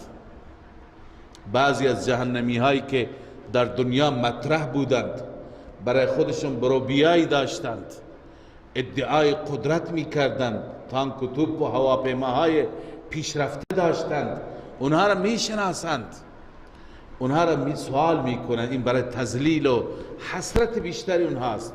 و نادا اصحاب الاعراف، اصحاب اعراف فریاد میزنند، ندا میکنند، صدا میزنند، رجالا یعرفونهم بسیماهم، مردانی را که میشناسند با چهره هایشان. آنان را میگویند ای فلان ای فلان. قالوا ما اغنا عنكم جمعكم وما كنتم تستكبرون، جمع شما هیچ فایده به شما نبخشید. شما در دنیا پارتی داشتی، حزب داشتی، گروه داشتی، همه چیز داشتی، مردم به خاطر تو سر می شکستند، در زمان انتخابات به خاطر تو جان می دادند. الان کجاست اون پارتی تو؟ کجاست اون جمع تو که اینطور ذلیل و خاری تک و تنهایی؟ ما اغنا عنکم، هیچ فایده ای نبخشید، یعنی دفع نکرد از شما، عذاب خدا را دفع نکرد. جمعکم، جمعیت شما، اون احزاب شما، و ما کنتم تستکبرون، اون چیزهایی که شما در دنیا به وسیله اونها تکبر میکردید، در دنیا یا به خاطر آلهه باطله یا به خاطر امکانات مادی دنیا شما تکبر میکردید، امروز اونها هیچ از شما دفع نکرد، هیچ فایده ای نداشت. و بعض اشاره میکنن به سوی مؤمنین و مستضعفین، به اونها میگویند که یادتون هست شما اینها را چی میگفتید؟ اهؤلاء الذین اقسمتم، آیا اینها همونهایی هستند که شما در دنیا سوگند میخوردید و میگفتید لا ینالهم الله برحمته، اینها را خدا شامل نمیشه از نظر رحمت، یعنی رحمت خدا شامل حال اینها نمیشه. شما میگفتید اگر خیری باشد برای ما، همونطور که در مسائل مادی ما پیشا پیش هستیم، در مسائل معنوی و ایمان اگر واقعیتی باشد هم ما باید پیشا پیش باشیم. الان ببین به اونها چی گفته شد؟ یقال لهم، به آنان گفته میشه ادخلوا الجنه، وارد بهشت بشید، لا خوف علیکم ولا انتم تحزنون، هیچ خوفی بر شما نیست. خوف اون حالتی را و اون ترسی را که نسبت به فعلی، حالت فعلی، زمان حال به انسان دست بده. و حزن، غم را میگن غمی که انسان نسبت به گذشته داشته باشد یا نسبت به آینده دغدغه داشته باشد. لذا به اونها میگه در حال حاضر هم برای شما خطر و خوفی نیست، و آنان ولا انتم تحزنون، و شما در آینده هم هیچ غمی نخواهید داشت. یا اینکه تحزنون نسبت به فوت دنیا و از دست دادن دنیا، یعنی مافات هم غمی ندارید، چون اینجا به نعمتهایی میرسید که گذشته هیچ ارزشی در مقابلش ندارد. خب این مکالمه اعرافی ها بود با اهل جهنم. اهل جهنم جواب نداره، اما اهل جهنم وقتی که به تنگ میاد از عذاب و از گرسنگی و از بدبختی، خطاب میکنه بهشتی ها را. الله میفرماید و نادا اصحاب النار اصحاب الجنه، ندا می کند، صدا می زند اهل جهنم یعنی دوزخیان. کی را صدا می زند؟ اصحاب الجنه، بهشتیان را صدا می زند. ان افیضوا علینا من الماء، این که بریزید بر ما از آب، آبی که اونجا دارید بر ما بریزید، ما خیلی تشنیم، گلوی ما خشکی میکنه، اینجا هرچی میخوایم به ما حمیم و آبجوش میدن. او مما رزقکم الله، یا از اون نعمت هایی که الله به شما رزق داده بخشی را اینجا بندازید که ما حلال شدیم. اما جواب بهشتی ها را ببین.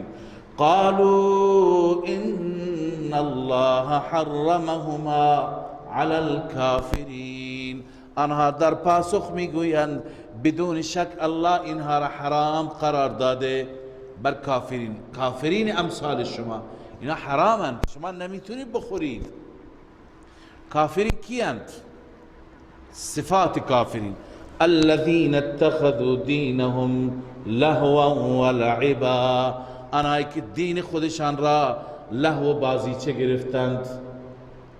دین بر اساس دلیل نمی چرخد، بر اساس هوای نفس می چرخد. دین شده یک سری نمایش ها، دینشون یک سری رقص و موسیقی است، دینشون لهو و لعبه، یا دینشون فقط سفره تو مسجد همیشه بخوره به مناسبت های مختلف.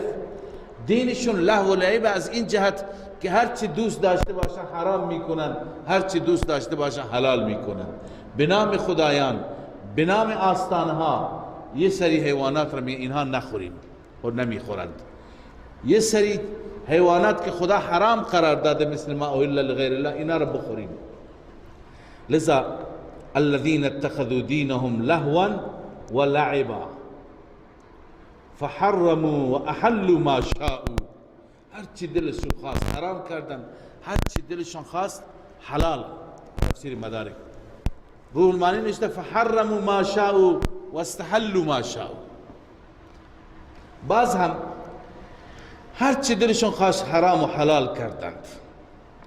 فالیوم ننساهم، امروز ما اونها را فراموش میکنیم. فراموشی که از الله محال است. ببین نتیجه فراموشی مراد است.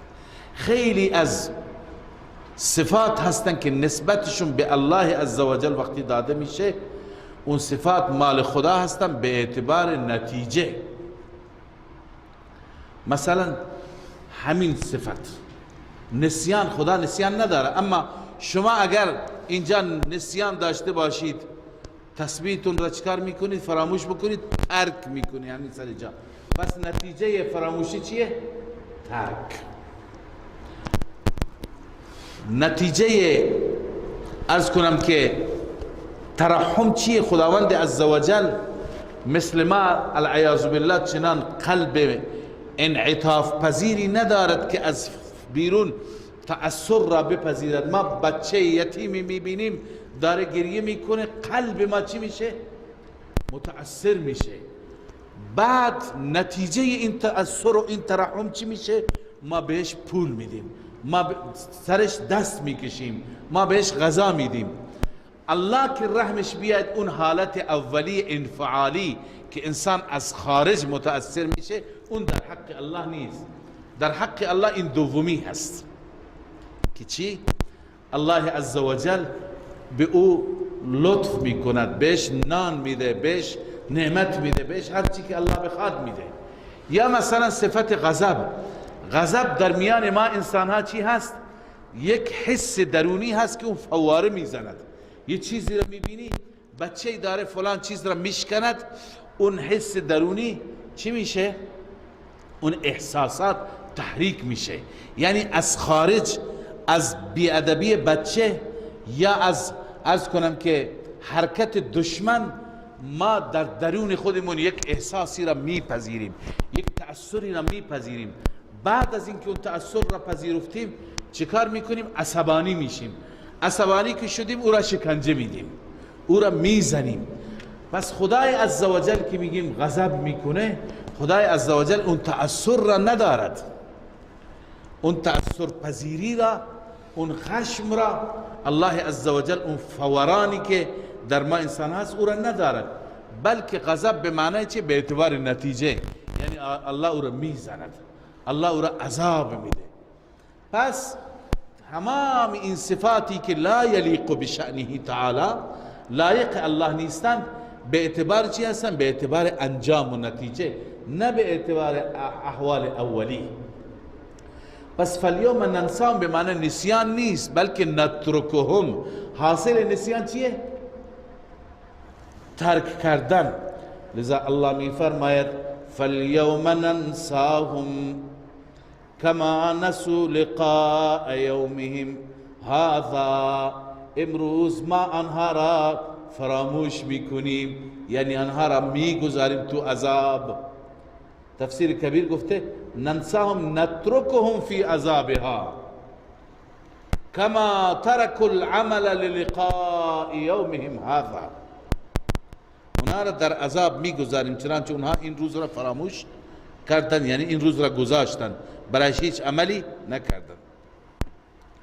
و ما کانوا بآیاتنا یجحدون. این علت دوم است. و به سبب آنچه که اونها نسبت به آیات ما منکر بودند. پس به خاطر دو چیز، فساد عقیده، فساد عمل، ما اونها را امروز رها میکنیم به حال خودشان. ولقد جئناهم بکتاب فصلناه على علم هدى ورحمه لقوم یؤمنون. الله میفرماید ما حجت را بر اونها تمام کردیم. این نیست که عذابی که اونها میبینن ظلمن هست، نه، کتاب همه چیز را مفصلا برایشون بیان کرده.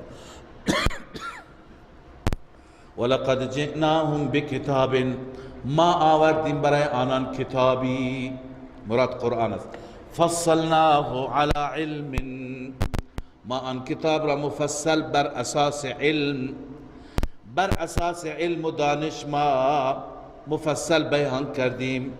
هدى و رحمتا، اون کتاب از نظر علمی هدایت بود، یعنی هر که میخواست هدایت را یاد بگیرد به اون کتاب باید مراجعه میکرد.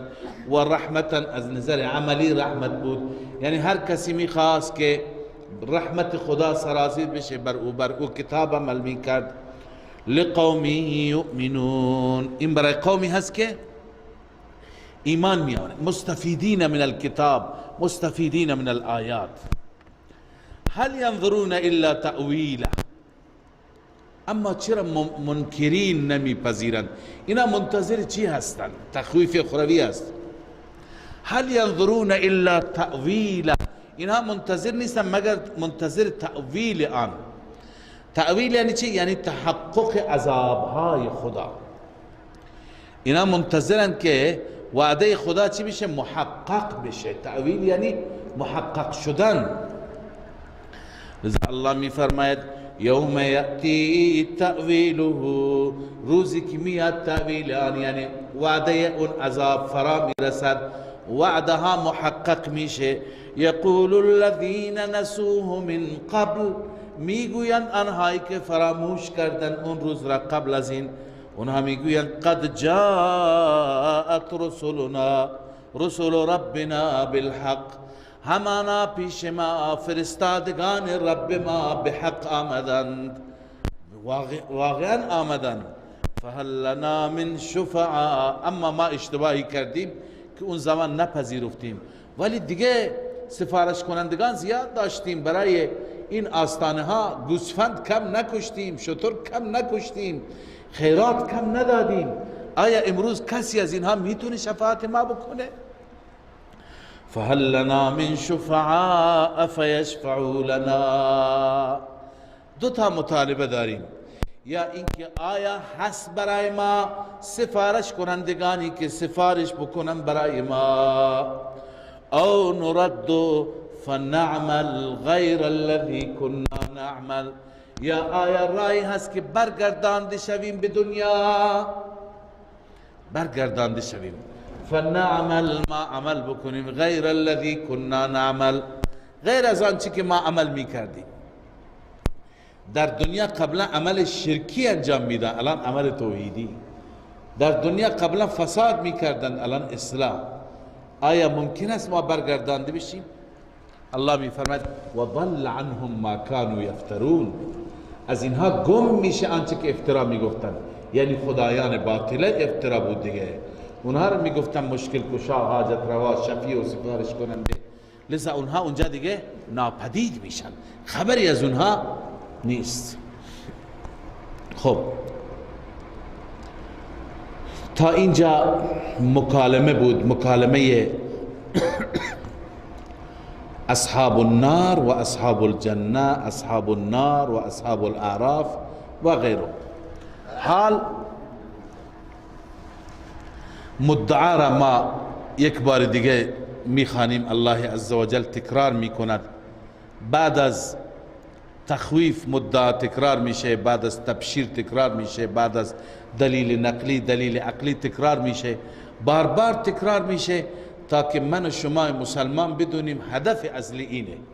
اون داستانی که بیان شده اون هدف نیست، اون داستانم نیست، اون به خاطر اثبات این آمده و اون میخواد نشون بده که کسانی که این را بپذیرند ناجیند و کسانی که نپذیرند اونها هلاک میشن. الله میفرماید ان ربکم الله الذی خلق السماوات والارض في 6 ایام، بدون شک ربک شما الله هست، آن اللهی که آفرید آسمان ها و زمین را در مدت 6 روز، چون که خود روز نبود شب نبود، این مقدار. ثم استوى على العرش، سپس الله بر عرش مستوی شد. ببینید این که خداوند عزوجل به صورت تدریج آفرید، این مطلب را هم قبلا خدمت شما عرض کردم. و این که 6 روز مراد چیه؟ به مقدار 6 روز. اما این 6 روز همین روزهای ماست یا روزهای دیگه هست؟ اینجا هم اقوال متفاوته، چون ما داریم و ان یوما عند ربک کالف سنه مما تعدون، روزهای پروردگار 1000 سال هستند. اگر از روزهای پروردگار باشه پس پیدایش زمین و آسمان 6000 سال طول کشیده، و اگر از روزهای ما باشن 6 روز طول کشیده. خب اون حکمتش را هم خواندیم که حکمتش تدریج بود. الله عزوجل میخواست وانمود کنه، نشان بده که همه چیز بر اسباب بستگی داره و غیره. اما ترتیب خلق را هم چند بار بحث کردیم، اول کدوم آفریده شد. اما اینجا ثم استوى علی العرش، بر اینم بحث کردیم. استوا بر عرش، استوا یعنی چه؟ قبلا هم خدمت شما عرض کردم که این آیات از متشابهات است. مراد حقیقی را الله بهتر می‌داند، چون استوا یعنی نشستن. خدا بر عرش نشسته. بر عرش نشسته یعنی چه؟ همون مقوله امام مالک همیشه تداعی میشه که استوا معلوم است، نشستن یعنی چه؟ معناش معلومه، کیفیتش برای ما مجهوله، به چه صورت الله نشسته. ایمان به این واجبه و سوال کردن از این بدعته. الاستواء معلوم والكيفية مجهول والإيمان به واجب والسؤال عنه بدعة. اما نکته‌ای که شیخ رحمه الله میفرماید، شیخ حسین علی، که به صورت اجمال نکته را هم من عرض کردم، امروز باز تفصیلا آیات را میخوانم. شیخ میفرماید که هر جا که ثم استوى علی العرش در قرآن ذکر شده، یک جا ذکر نشده، چندین جا، 5-6 جا ذکر شده. هر جا که استوا علی العرش هست، قبل از اون و بعد از اون میبینیم که خدای عزوجل از تخلیق زمین و آسمان و از تدبیر و تصرف الهی در خلق و از بالا و پایین کردن مخلوقات الله سخن میگوید. یعنی کلماتی ذکر میکند که این کلمات متعلق به یک پادشاهند. پادشاهی که مطلق اختیار داشته باشد. پس معلوم میشه که ثم استوى علی العرش اشاره به سلطنت رب العالمین است، به پادشاهی این رب بزرگ هست، پادشاهی که هیچ نمونهش وجود ندارد. چون که چنان پادشاهی هست که زمین رو درست میکنه، آسمان رو پیدا کرده. بقیه پادشاهان میتونن؟ پادشاه یک برجی را درست میکنه، از 57 کشور دعوت میکنه بیایید من این برج را درست کردم، بعد از 100 سال مثلا طول میکشه، 50 سال طول میکشه، همه افتتاح میکنه، همه تبریک میگن برج فلان. یعنی چی درست کرده؟ ولی اونی که مالک الملک الله عزوجل درست میکنه. ببینید چی هستن در آیاتی. من میخوانم آیاتی را که در اون آیات ثم استوى علی العرش آمده. مثلا در سوره یونس هست، ترجمه نمی کنم، شما آیات را میفهمید. الله میفرماید ان ربکم الله الذی خلق السماوات والارض فی 6 ایام ثم استوى علی العرش يدبر الامر ما من شفیع الا من بعد اذنه ذلكم الله ربكم فاعبدوه افلا تذکرون. ببین خلق آسمان و زمین و تدبیر همه امور. در سوره طه ببین درباره نزول قرآن ابتدا که بحث کرده تنزیلا ممن خلق الارض والسماوات العلا، ممن خلق الارض والسماوات العلا الرحمن على العرش استوى له ما في السماوات وما في الأرض وما بينهما وما تحت الثرى. حتی زیر زمین ها اونجا هم تصرفات دارد. در سوره سجده الله می فرماید الله الذي خلق السماوات والأرض وما بينهما في 6 أيام ثم استوى على العرش ما لكم من دونه من ولي ولا شفيع افلا تتذكرون. در اکثر سه چیز را، سه خاصه را که مال اله میتونن باشن هم رد میکنه. یکی تصرف، یکی علم غیب و یکی شفیع قهری. ما لكم من دونه من ولي ولا شفيع افلا تتذكرون يدبر الامر من السماء الى الارض ثم يعرج اليه في يوم كان مقداره 1000 سنة مما تعدون ذلك عالم الغيب والشهادة العزيز الرحيم. به هر حال هر جا که بحث عرشه اونجا بحث تصرفات، بحث قدرت لایزال است. بنابراین از این آیات متعدد علماء ما مفسرین بزرگوار استدلال گرفتند که عرش کنایه از چی هست؟ و یکنا به عن العز والسلطان. عرش کنایه از عزت و سلطان است. والملك فيقال ثل عرشه ای ذهب عزه و ملکه. مثلا میگن فلانی تختش را از دست داد، ثل عرشه یعنی ملکش رفت، پادشاهیش رفت. این مال روح المانی بود. قرطبی میگه وقد يؤول العرش في الآیه بمعنى الملک. بله به معنی ملک و پادشاهی است. ای مستوى الملک الا له عز وجل. ملک و پادشاهی برای کسی دیگه استوا نشده و راست نشده مگر برای الله عز وجل. لذا ثم استوى على العرش به این معنی هست. یغشی اللیل النهار یطلبه حثیثا. می پوشد الله عز وجل به وسیله شب نهار را، در حالی که دنبال میکنه شب او را، نهار را. حثیثا، حثیثا یعنی با سرعت. روز میره، روز میاد، شب بعد از اون زود میاد، دوباره روز میاد. والشمس والقمر والنجوم مسخرات بأمره. خورشید و ماه، نجوم، همه اینها مسخر هستند به امر الله. به امر الله یعنی تابع دستور رب، اونها فرمان میبرند. الا له الخلق والامر، خبردار برای الله عز و جل است خلق و امر. خلق توحید فی الخالقیت است، امر توحید فی التدبیر و التصرف است. یعنی تنها اوست که پیدا کرده و تنها اوست که امر میکند، تصرفات دارد، مدیریت تامه دارد، هر طوری که او بخواد انجام میشه.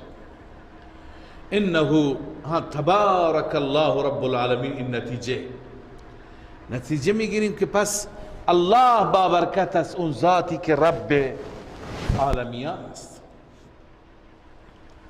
پس وقتی که این نتیجه را گرفتی ای انسان، ای مخاطب، که قدرت فقط از آن اوست، تصرفات فقط در اختیار اوست، کسی دیگه بغیر از او توانی ندارد، پس در مشکلاتت فقط او را فریاد بزن.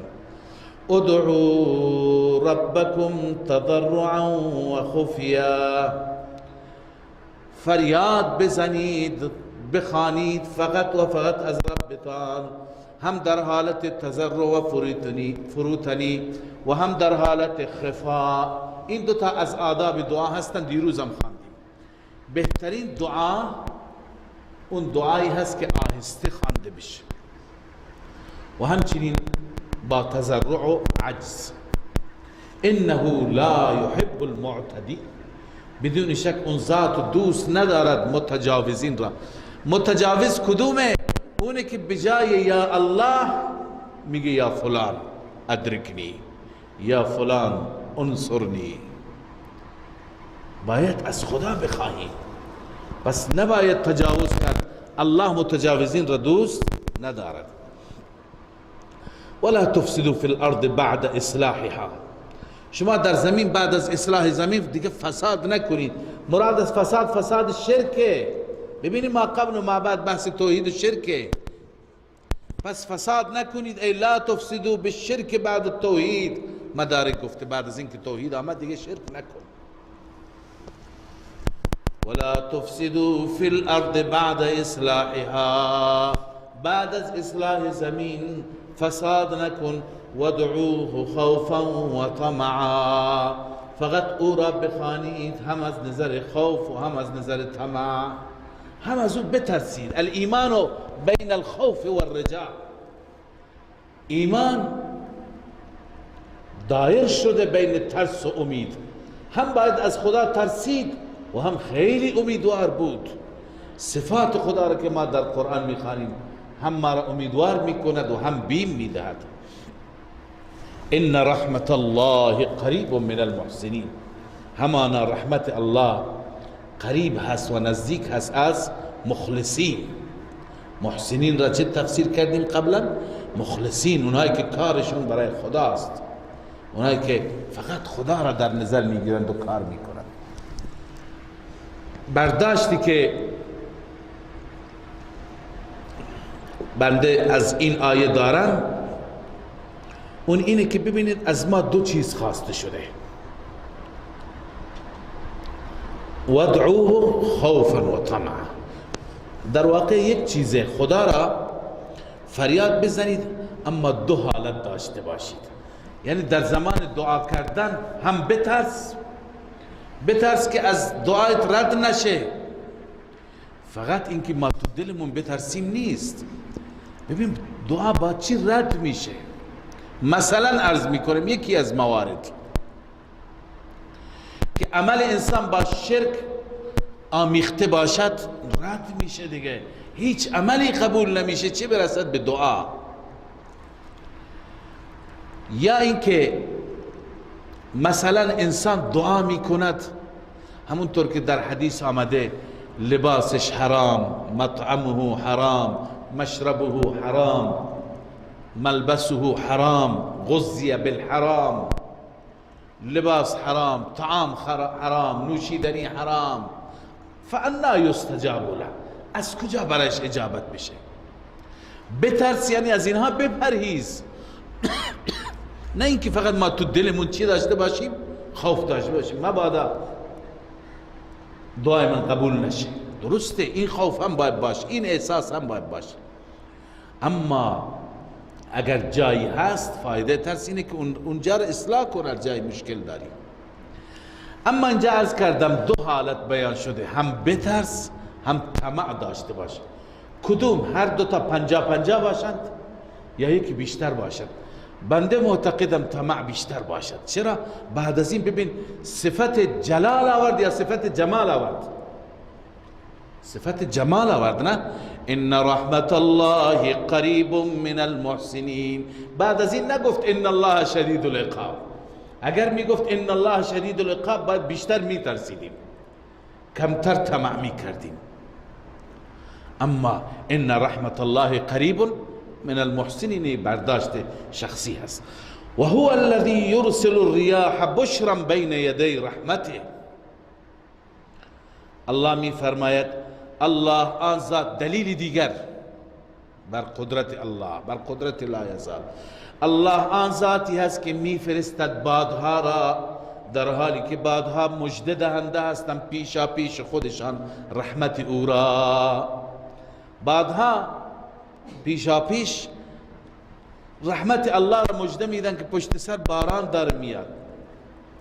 حتی اذا اقلت، حتی زمانی که حمل میکنند سحابا ثقالا، ابر سنگینی را. ابر سنگین منظور ابری که پر از باران هست. سقناه، این التفات است. التفات از غیبت به چی؟ به تکلم. اینم یکی از موارد بلاغت است. سقناه لبلد میت، ما سوق میدهیم، ما میبریم این باران را برای شهر خشکی، شهری که مرده، میت مرده، خشک شده، اثری از آبادی نیست، اونجا میبریم باران را. فانزلنا به الماء، ما به وسیله آن آب نازل میکنیم، یعنی فرود میآوریم، میریزیم. فاخرجنا به من کل الثمرات، ما بیرون میکنیم به وسیله اون آب از هر نوع میوه ها و کشتزارها. پس دیدی زمین خشکیده چطور آباد شد؟ دیدی زمین سیاه سوخته چطور سبز و شاداب شد؟ مرده بود اون زمین، میت، لبلد میت، اما امروز زنده هست. امروز اون زراعتش نیم متره، فردا 1 متر میشه، پس فردا بلندتر میشه. این زنده است که رو به رشده. لذا آیا از این زندگی یک مرده، یک زمین مرده زنده شد، از این هیچ استدلال به ذهنت نمیاد؟ کذالک نخرج الموتى لعلکم تذکرون. این گونه ما مرده ها را از قبرها بیرون میکنیم و زندهشون میکنیم. لعلکم تذکرون، شاید اونها پند بگیرند یا اونها بیادشون بیاد. خب این آب را که خدای عزوجل نازل میکند در همین بیابان، همه زمین ها سرسبز و شاداب نمیشن، زمین هم متفاوته، همونطور که قلب انسان متفاوته. بعضی زمین ها هستن شورزار، اونجا یک جوانه هم نمی روید. بعضی قلب ها هم هستن شورزار. این قرآن که نازل شده این قلب تکان نمی خورد، یک ذره هم نمی فهمد. الله می فرماید والبلد الطیب یخرج نباته باذن ربه. بلد طیب، شهر پاکیزه، بیرون میکنن نبات خودش را، یعنی سبزیجات خودش را به اذن رب. والذی خبث، اون شهری که خبث، اون چی بشه؟ خراب بشه. لا یخرج الا نکدا، اون سرزمینی که خراب بشه، شورزار باشد، بیرون نمی کنه مگر نکد، ناقص. امکان در گوش و کنار یک بوته، یک سبزی، چیزی بروید. کذالک نصرف الآیات لقوم یشکرون. این گونه ما میگردانیم و دور میدیم و میچرخانیم آیات را با تعبیرهای مختلف، دلائل مختلف، تا اینکه این قوم سپاسگزار بشه، قوم شاکر بشه. مراد از قوم مستفیدین من الآیات است. خب تا اینجا هرچی خواندیم دلائل عقلیه بود برای اثبات مسئله. از این به بعد میخوانیم دلائل نقلیه را. در سوره مبارکه انعام فقط دلیل نقلی تفصیلی از سیدنا ابراهیم خواندیم. اینجا از انبیاء متعدد میخوانیم. اولین پیغمبری که با شرک مبارزه کرد و پرچم توحید را برداشت سیدنا نوح علیه و علی نبینا افضل الصلوات و التسلیمات است. درباره نوح الله چی میفرماید؟ لقد ارسلنا نوحا الى قومه، همانا ما فرستادیم نوح را بسوی قومش، بسوی قبیلش. فقال یا قوم اعبدوا الله، نوح گفت ای قوم فقط از خدا بترسید. ما لکم من اله غیره، برای شما هیچ معبودی نیست بغیر از الله. بغیر از الله معبودی لایق پرستش و لایق عبادت نیست، فقط خدا را عبادت کن. این دعوت انبیا. بعد از دعوت ترهیب میده، بیم میده، میترساند. انی اخاف علیکم عذاب یوم عظیم، من میترسم بر شما از عذاب روزی بزرگ، عذاب روز قیامت. اما عناد قوم، ملأ چه جواب دادند؟ سرداران. قال الملأ من قومه، ملأ گفتند، سرداران و درباریان از قوم گفتند انا لنراک فی ضلال مبین، همانا ما میبینیم تو را در گمراهی آشکار. اما پاسخ نوح قال یا قوم لیس بی ضلاله، ای قوم من هیچ نوع ضلالتی ندارم، هیچ نوع گمراهی ندارم، ولکنی رسول من رب العالمین، اما من فرستاده و رسولی هستم از جانب رب العالمین. وظیفه‌ام چیه؟ ابلغکم رسالات ربی، فریضه اول، میرسانم به شما پیام های ربم را. و فریضه دوم و انصح لکم، و خیرخواهی میکنم شما را، نمیگذارم که بسوی عذاب، بسوی پرتگاه و ضلالت برید. و اعلم من الله ما لا تعلمون، شما از عذاب را بعید میدانید، من میدونم چیزهایی، من میدارم از جانب خدا اون چیزهایی که شما نمیدانید. عذاب هست، گرفتاری هست. خب اونها شبهاتی داشتن، شبهاتشون را هم جواب میده. مثلا یکی از شبهات، چرا پیغمبر بشره؟ او عجبتم ان جاءکم ذکر من ربکم علی رجل منکم، آیا شما در تعجبید؟ برای شما عجیبه که مردی آمده، ان جاءکم ذکر من ربکم، پند و اندرزی آمده بر شما. مراد از پند و اندرز قرآن است، کتاب الهی هست. علی رجل منکم، بر مردی از شما، لینذرکم، تا که شما را انذار بکند، بترساند. ولتتقوا، تا که شما بترسید. لینذرکم فریضه رسول است، ولتتقوا فریضه امت است. او میترساند شما بترسید، او بیم میده شما متأثر بشید. ولعلکم ترحمون، یقینا شما مورد رحم الهی واقع بشید. این فریضه الهی است تفضلا. پس قوم چه جواب داد؟ چه تبلیغ بلیغ، چه نصیحت خیرخواهانه. الله می فرماید فکذبوا، نوح را تکذیب کردند. فانجیناه والذین معه فی الفلک، ما نجات دادیم نوح را و کسانی که با او بودند در کشتی. و اغرقنا الذین کذبوا بآیاتنا، ما غرق کردیم، نابود کردیم کسانی را که تکذیب کردن آیات ما را. انهم کانوا قوما عمین، اونها قوم کوردل بودند. عمین از عمه هست، یکی هست عامیه، عامیه یعنی کورچشم، عمه یعنی کوردل. عمین هم کوردل و هم کورچشم بودند. الله عزوجل بینایی و بصیرت و بصارت را هر دو از اینها گرفته بود. خب این دلیل نقلی شد از نوح. ببینید که نوح علیه السلام هم به سوی یکتاپرستی، به سوی توحید قوم را فراخوان. و حال میرسیم به عاد، قوم عاد که حضرت هود برای اونها مبعوث شد. بعد از نوح نوبت این قوم آمد. این هم ببینید دعوت همین بود، نتیجه هم همین شد.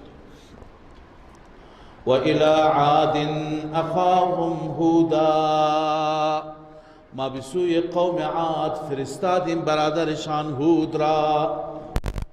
مقصد تبلیغ. قال یا قوم اعبدوا الله، ای قوم فقط و فقط الله را پرستش کنید.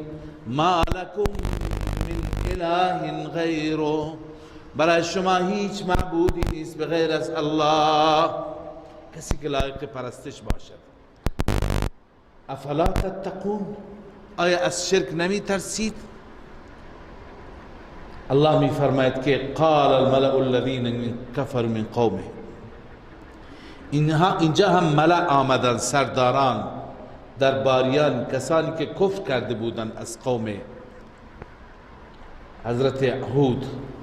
چی گفتن؟ انا لنراک فی سفاهه، به پیغمبر خدا میگن ما شما را سفیه میدانیم. سفیه کسی که عقلش کم باشد.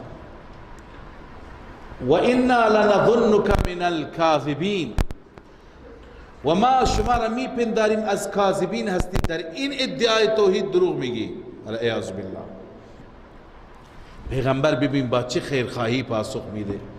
قال یا قوم لیس بی سفاهه، ای قوم هیچ نوع سفاهتی، هیچ نوع جنون و دیوانگی در من نیست. ولکنی رسول من رب العالمین، اما من رسولی هستم فرستاده ای از جانب رب العالمین، از جانب پروردگار. وظیفم چیه؟ فریضه اول ابلغکم رسالات ربی، من میرسانم به شما پیام های ربم را. و انا لکم ناصح امین، و من برای شما ناصحی هستم، خیرخواهی هستم، امین، امانت دار. هرچی که خدا به من گفته من حق امانت را ادا می کنم، به شما می رسانم.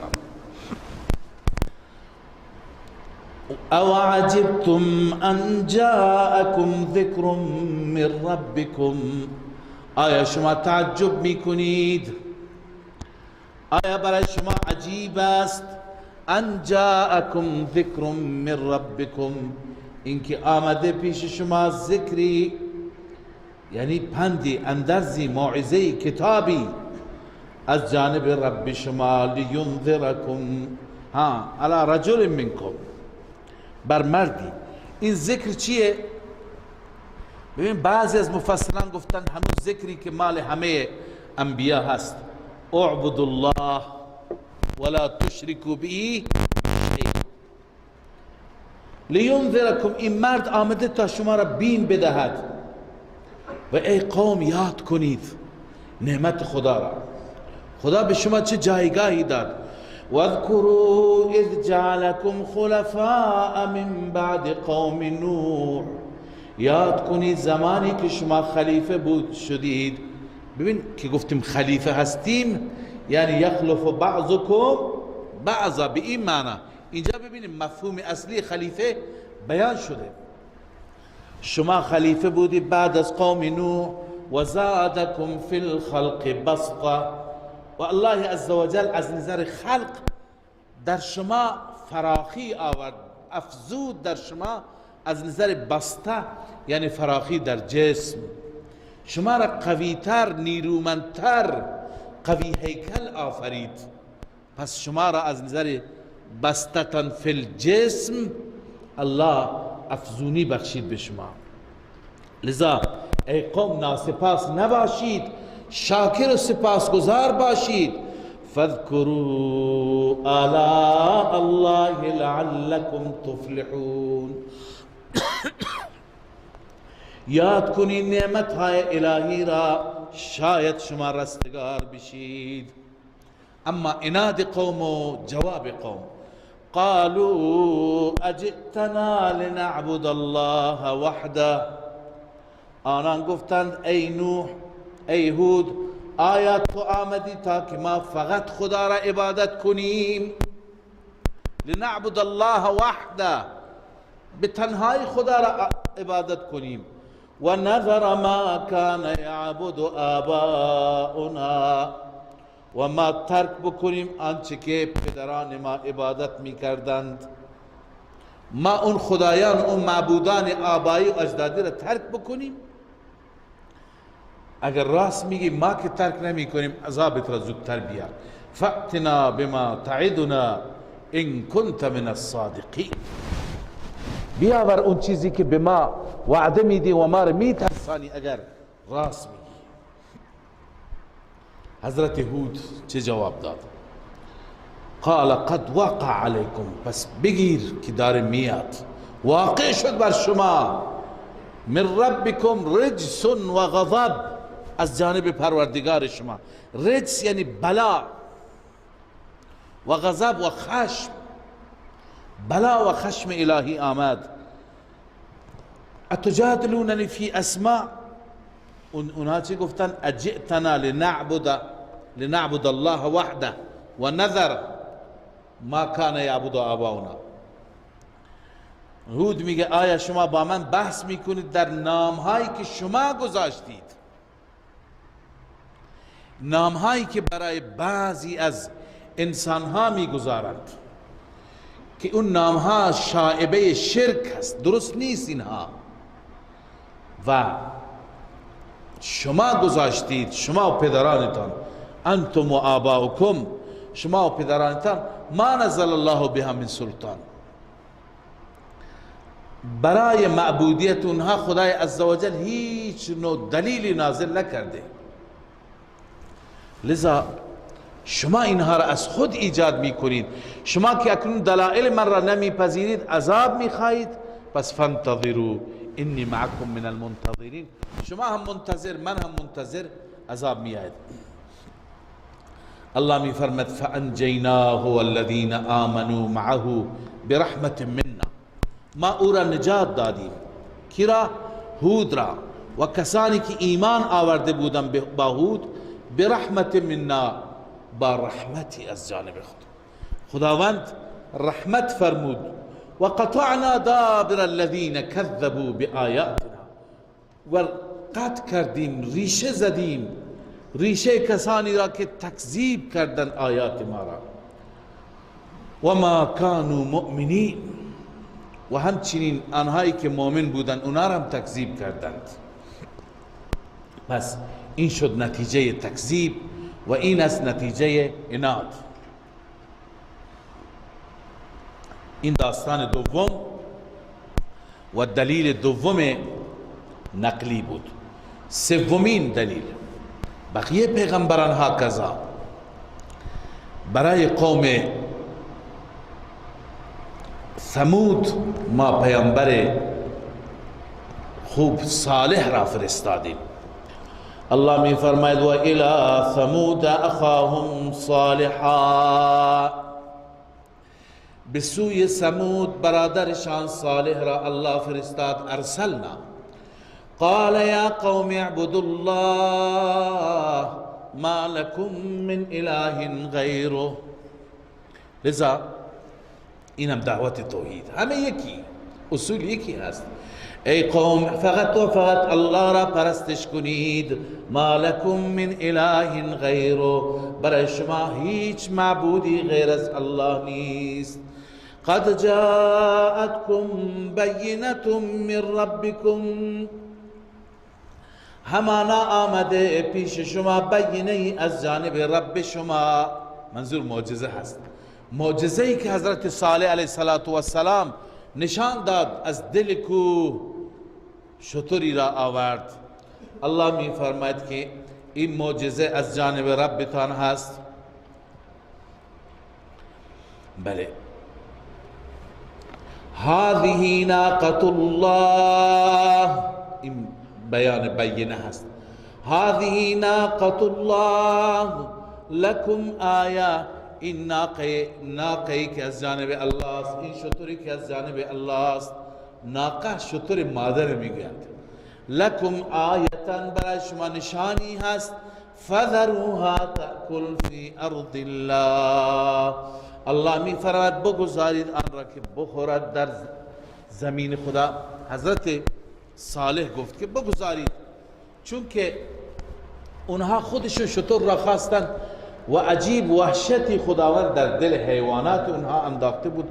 به سبب شتر صالح هر جا می رفت اونا فرار می کردند. ولا تمسوها بسوء فیأخذکم عذاب علیم، به بدی دستش نزنید که عذاب دردناکی شما را در بر می گیرد. خب این از آیه و معجزه. اما به اصل توحید باز هم ترغیب میده اونها را. واذکروا اذ جعلکم خلفاء من بعد عاد، نعمت خدا را یاد کنید که خداوند شما را خلیفه و جانشین روی زمین بعد از قوم عاد قرار داد. و بوأکم فی الارض، و شما را در زمین الله عزوجل جای داد. تتخذون من سهولها قصورا، ببینید از زمین چه استفاده های بهینه می کنید. شما از جاهای نرم زمین، جایی که قابل از کنم شکستن هست، قابل پی هست اونجا به اصطلاح، شما اونجا چیکار میکنید؟ میگیرید از سهولش، جای نرمش، قصورا، قصرها. و تنحتون الجبال بیوتا، و کوها را شما میتراشید به عنوان خانه. ببین اینجا هم برج خانه برای خودشون درست میکردن، زمستان ها اینجا بودن، کوها را هم میتراشیدن. خداوند به اینها قدرتی داده بود، تابستان ها و گرما اونجا بودن. الله میفرماید فذکروا آلاء الله، نعمت های الله را یاد کنید. ولا تعثوا فی الارض مفسدین، و شما در زمین فساد کنندگان نگردید. حال بعد از این که حضرت صالح این تبلیغ بلیغ را فرمود، ببینید که سرمایه‌داران این قوم، فئودال‌های اون قوم چی گفتند؟ قال الملأ الذين استكبروا من قومه، گفتند درباریان، رؤسا، آنانی که استکبروا، تکبر کردند از قوم صالح. معلوم میشه که اینها در همون جلسه انکار کردند. بعد چی گفتن؟ للذین استضعفوا، برای مستضعفین، برای فقراء، کسانی که ایمان آورده بودند. گفتن اتعلمون ان صالحا مرسل من ربه، آیا شما عقیده دارید که صالح فرستاده از جانب ربشان هست؟ قالوا انا بما ارسل به مؤمنون،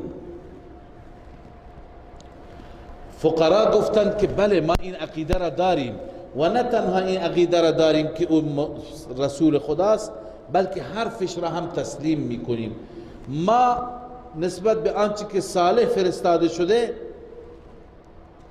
ما نسبت به اون عرض کنم که مؤمن، انا بما ارسل به مؤمنون، ما ایمان داریم. یعنی پیامی که صالح آورده، پیام توحید است، پیام یکتاپرستی هست، ما به او ایمان داریم. اما این مستکبرین چه گفتن؟ این ملک چه گفتن؟ قال الذين استكبروا انا بالذي آمنتم به کافرون. گفتن کسانی که تکبر کردند، مستکبرین گفتند انا بالذی آمنتم به کافرون، ما به آنچه که شما ایمان آوردید منکریم، کافریم. باز چیکار کردن؟ توهین کردن، توهین معجزه. فعقروا الناقه، از پای در آوردن ناقه را کشتند. وعتوا عن امر ربهم، و نافرمانی امر ربشان را کردند. وقالوا يا صالح ائتنا بما تعدنا ان كنت من المرسلين. به صالح گفتم بیار عذاب را، عذابی که ما را وعده دادی، اگر تو از فرستاده شدگان هستی، تو را الله فرستاده. الله عزوجل عذاب آورد وقتی که قوم خودش بخواد. فاخذتهم الرجفه، ناگهان آنها را رجفه گرفت. رجفه لرزش زمین، زلزله زمین. فاصبحوا فی دارهم جاثمین، اونها در خانهشان سرنگون افتادند. جاثمین اصل این را میگن که انسان به زانو افتاده باشد، و بعضی گفتن جاثمین اینه که به دهن افتاده باشد. به هر حال اینها به زانو افتادند و از بین رفتند. بله، در اینجا هست که فاخذتهم الرجفه. در آیات دیگه هست انا ارسلنا علیهم صیحه، صیحه فریادی از آسمان فرستادی. خب اینها با هم تناقض ندارد. خداوند بسیاری از قومها را از زمین و آسمان عذاب داد، از هر دو طرف آمد. فتولی عنهم وقال یا قوم، صالح اعراض کرد از اونها. بعد از اینکه هلاک شدن صالح دیگر رفت. وقتی که رفت گفت ای قوم، قوم را خطاب کرد و گفت که من پیام خدا را رساندم، ولی شما بودید مقصر، من نیستم، شما بودید قبول نکردید. ببینید از آیات قرآن مجید معلوم میشه که اکثر انبیا یا همه انبیایی که قومشان به عذاب گرفتار شدند، بعد از گرفتار شدن قوم به عذاب، انبیا قوم خودشون را خطاب کردند. ای قوم، به کیفر اعمالتون رسیدید؟ ولو اینکه قوم در اون عذاب تار و مار شدند، هر جا افتادند، خداوند عزوجل معجزتاً این کلام پیغمبر را، سخن پیغمبر را به اونها رسونده. چنانچه اینجا هم هست رسول مکرم صلی الله علیه وسلم بعد از بدر عیناً همین کار را کردند. بعد از اینکه در جنگ بدر 70 نفر از سران قریش من جمله ابو جهل، عتبه، شیبه، اینا همه کشته شدند، همه را در یک چاله انداختند و رسول الله اونها را خطاب کردند که شما به کیفر اعمالتون رسیدید یا نه. خدای عزوجل این صدا را و این فریاد را به گوش اونها میرساند و اونها را تفهیم میکند تا بیشتر زجر بکشند، تا بیشتر حسرت بخورند که چرا ما گوش به حرف نبودیم. الله میفرماید فتولی عنهم، از آنان اعراض کرد، از پیش آنان رفت. وقال یا قوم لقد ابلغتكم رسالت ربی، ای قوم من، همانا من رساندم به شما رسالت پروردگارم را. و نصحت لكم، و همچنین من شما را نصیحت کردم، پند دادم. ولكن لا تحبون الناصحین، اما شما دوست ندارید ناصحین را، کسانی که شما را خیرخواه باشند.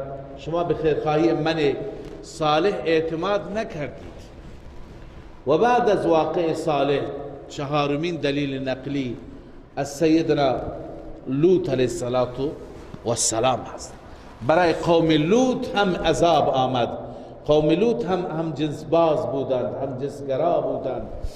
الله می فرماید و لوطا اذ قال لقومه، لوط زمانی که به قومش گفت اتأتون الفاحشه، آیا شما نزدیک کارهای فحش میایید، بی افتی، چنان فاحشه که ما سبقکم بها من احد من العالمین، پیشی نگرفته در این کارها، از شما سبقت نگرفته هیچی که از عالمیان، لذا شما چنان کاری میکنید. چون هیچ کسی واقعا تا به حال این کار را نکرده بود که مرد به طرف مرد بره برای نیاز جنسش. بس این تنها شاهکار شماست ای قوم بدبخت. انکم لتأتون الرجال، این تشریح فاحشه است. شما پیش مردان میایید به خاطر شهوتتان من دون النساء، غیر از زنان. بل انتم مسرفون، بلکه شما قوم متجاوزی هستید و این از تجاوزات شماست. و ما کان جواب قومه، قوم دیگه جوابی نداشت، تنگ آمد، به جنگ آمد. و ما کان جواب قومه، قوم جوابی نداشت الا ان قالوا اخرجوهم من قریتکم، گفت اینها را بیرون کنید از شهرتون، از قریتون. انهم اناس یتطهرون، اینها مردانی هستند که پاکی و پاکیزگی میکنند. منظور اینه، اینا به تمسخر گفتن، اینا میخوان پاک بمانند، غذای حرام نخورند، درآمد ما حرامه، پاک زندگی بکنند، مثل ما آلوده شرک نشوند، مال ما آلودگیه.